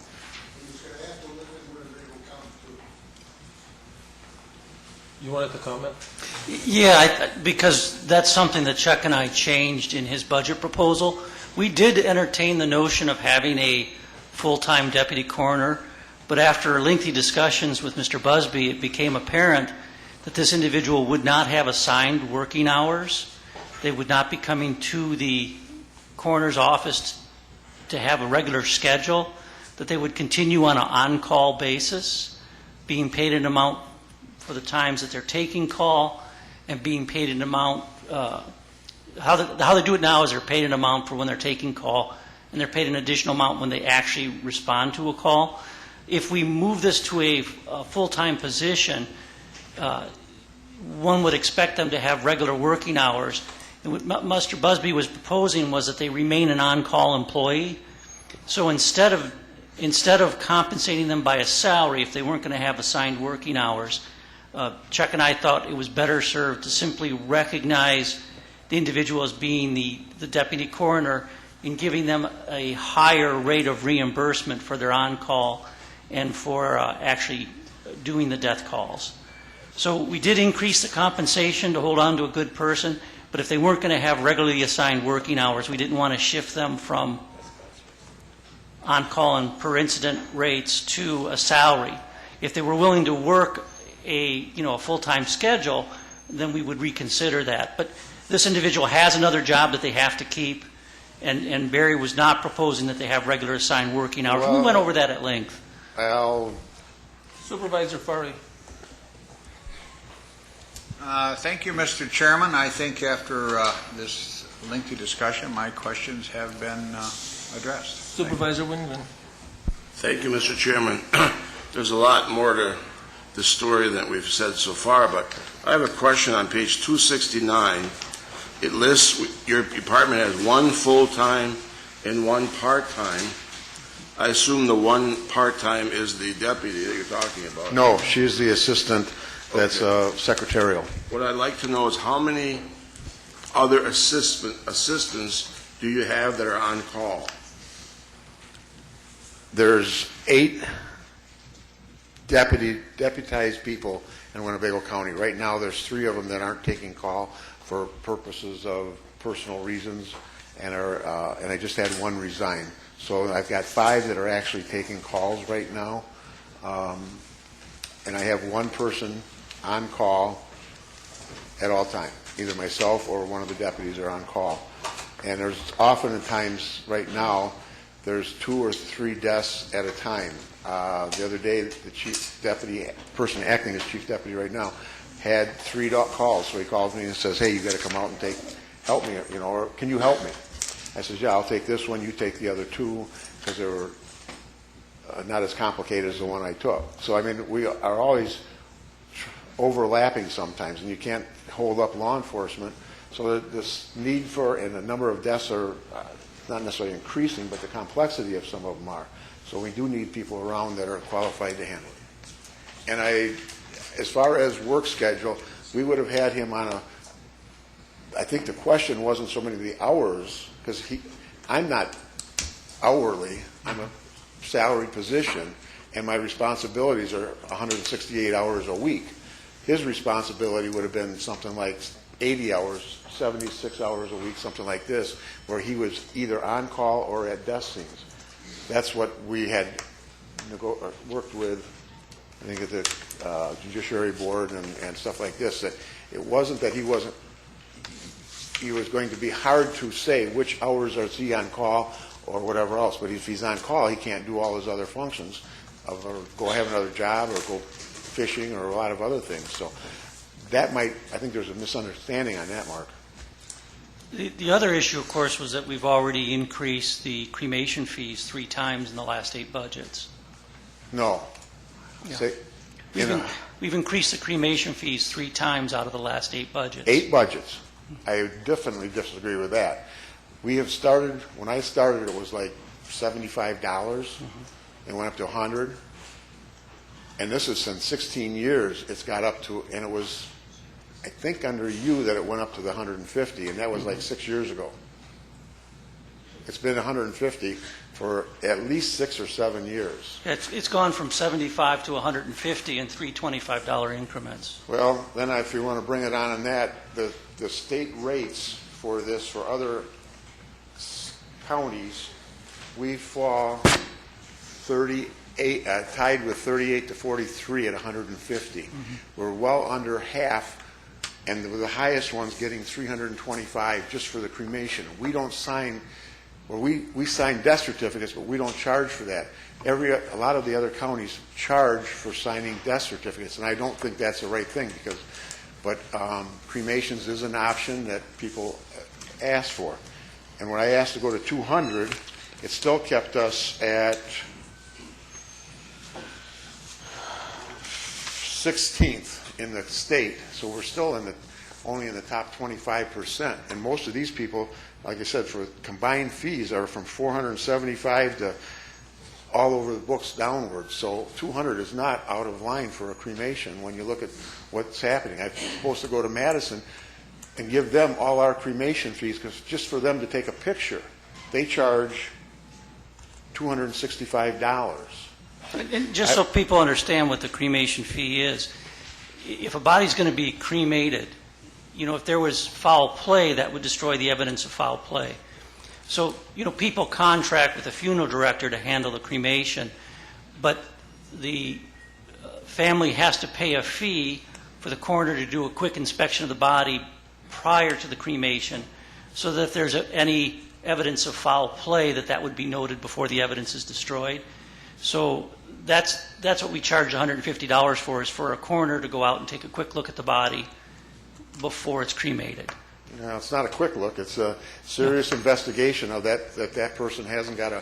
And we've had a case like that a couple of predecessors ago, where there was a bullet in the back of the guy's head and he was cremated. And it was an embarrassing thing for the office and for this county. But so we do take it quite seriously, that it is an important thing, that we have to investigate cremations and look it over to make sure there is nothing wrong and everything adds up to why the person died. Emergency management. Emergency management is on page 280. The Emergency Management Department has 1 full-time and 2 part-time employees.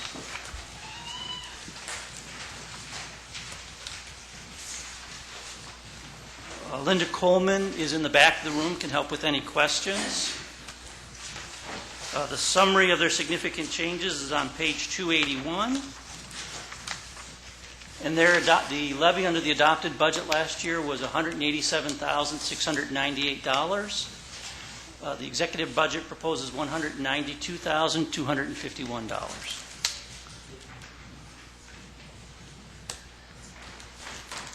Supervisor Olson. Just a quick question, thank you. What is the hazard mitigation plan? The hazard mitigation plan identifies all the hazard, the disasters that Winnebago County can face. With that, they attach projects to help mitigate those disasters. For example, the City of Oshkosh has applied for grants to buy out properties that have repetitive losses and flooding. And the hazard mitigation plan identifies those properties, and then grant dollars are made available to government agencies to help mitigate those. Thank you. Okay, thank you. We will take a break until 1:30. We will go out to if the clerk has tickets, to go out to the Elks Club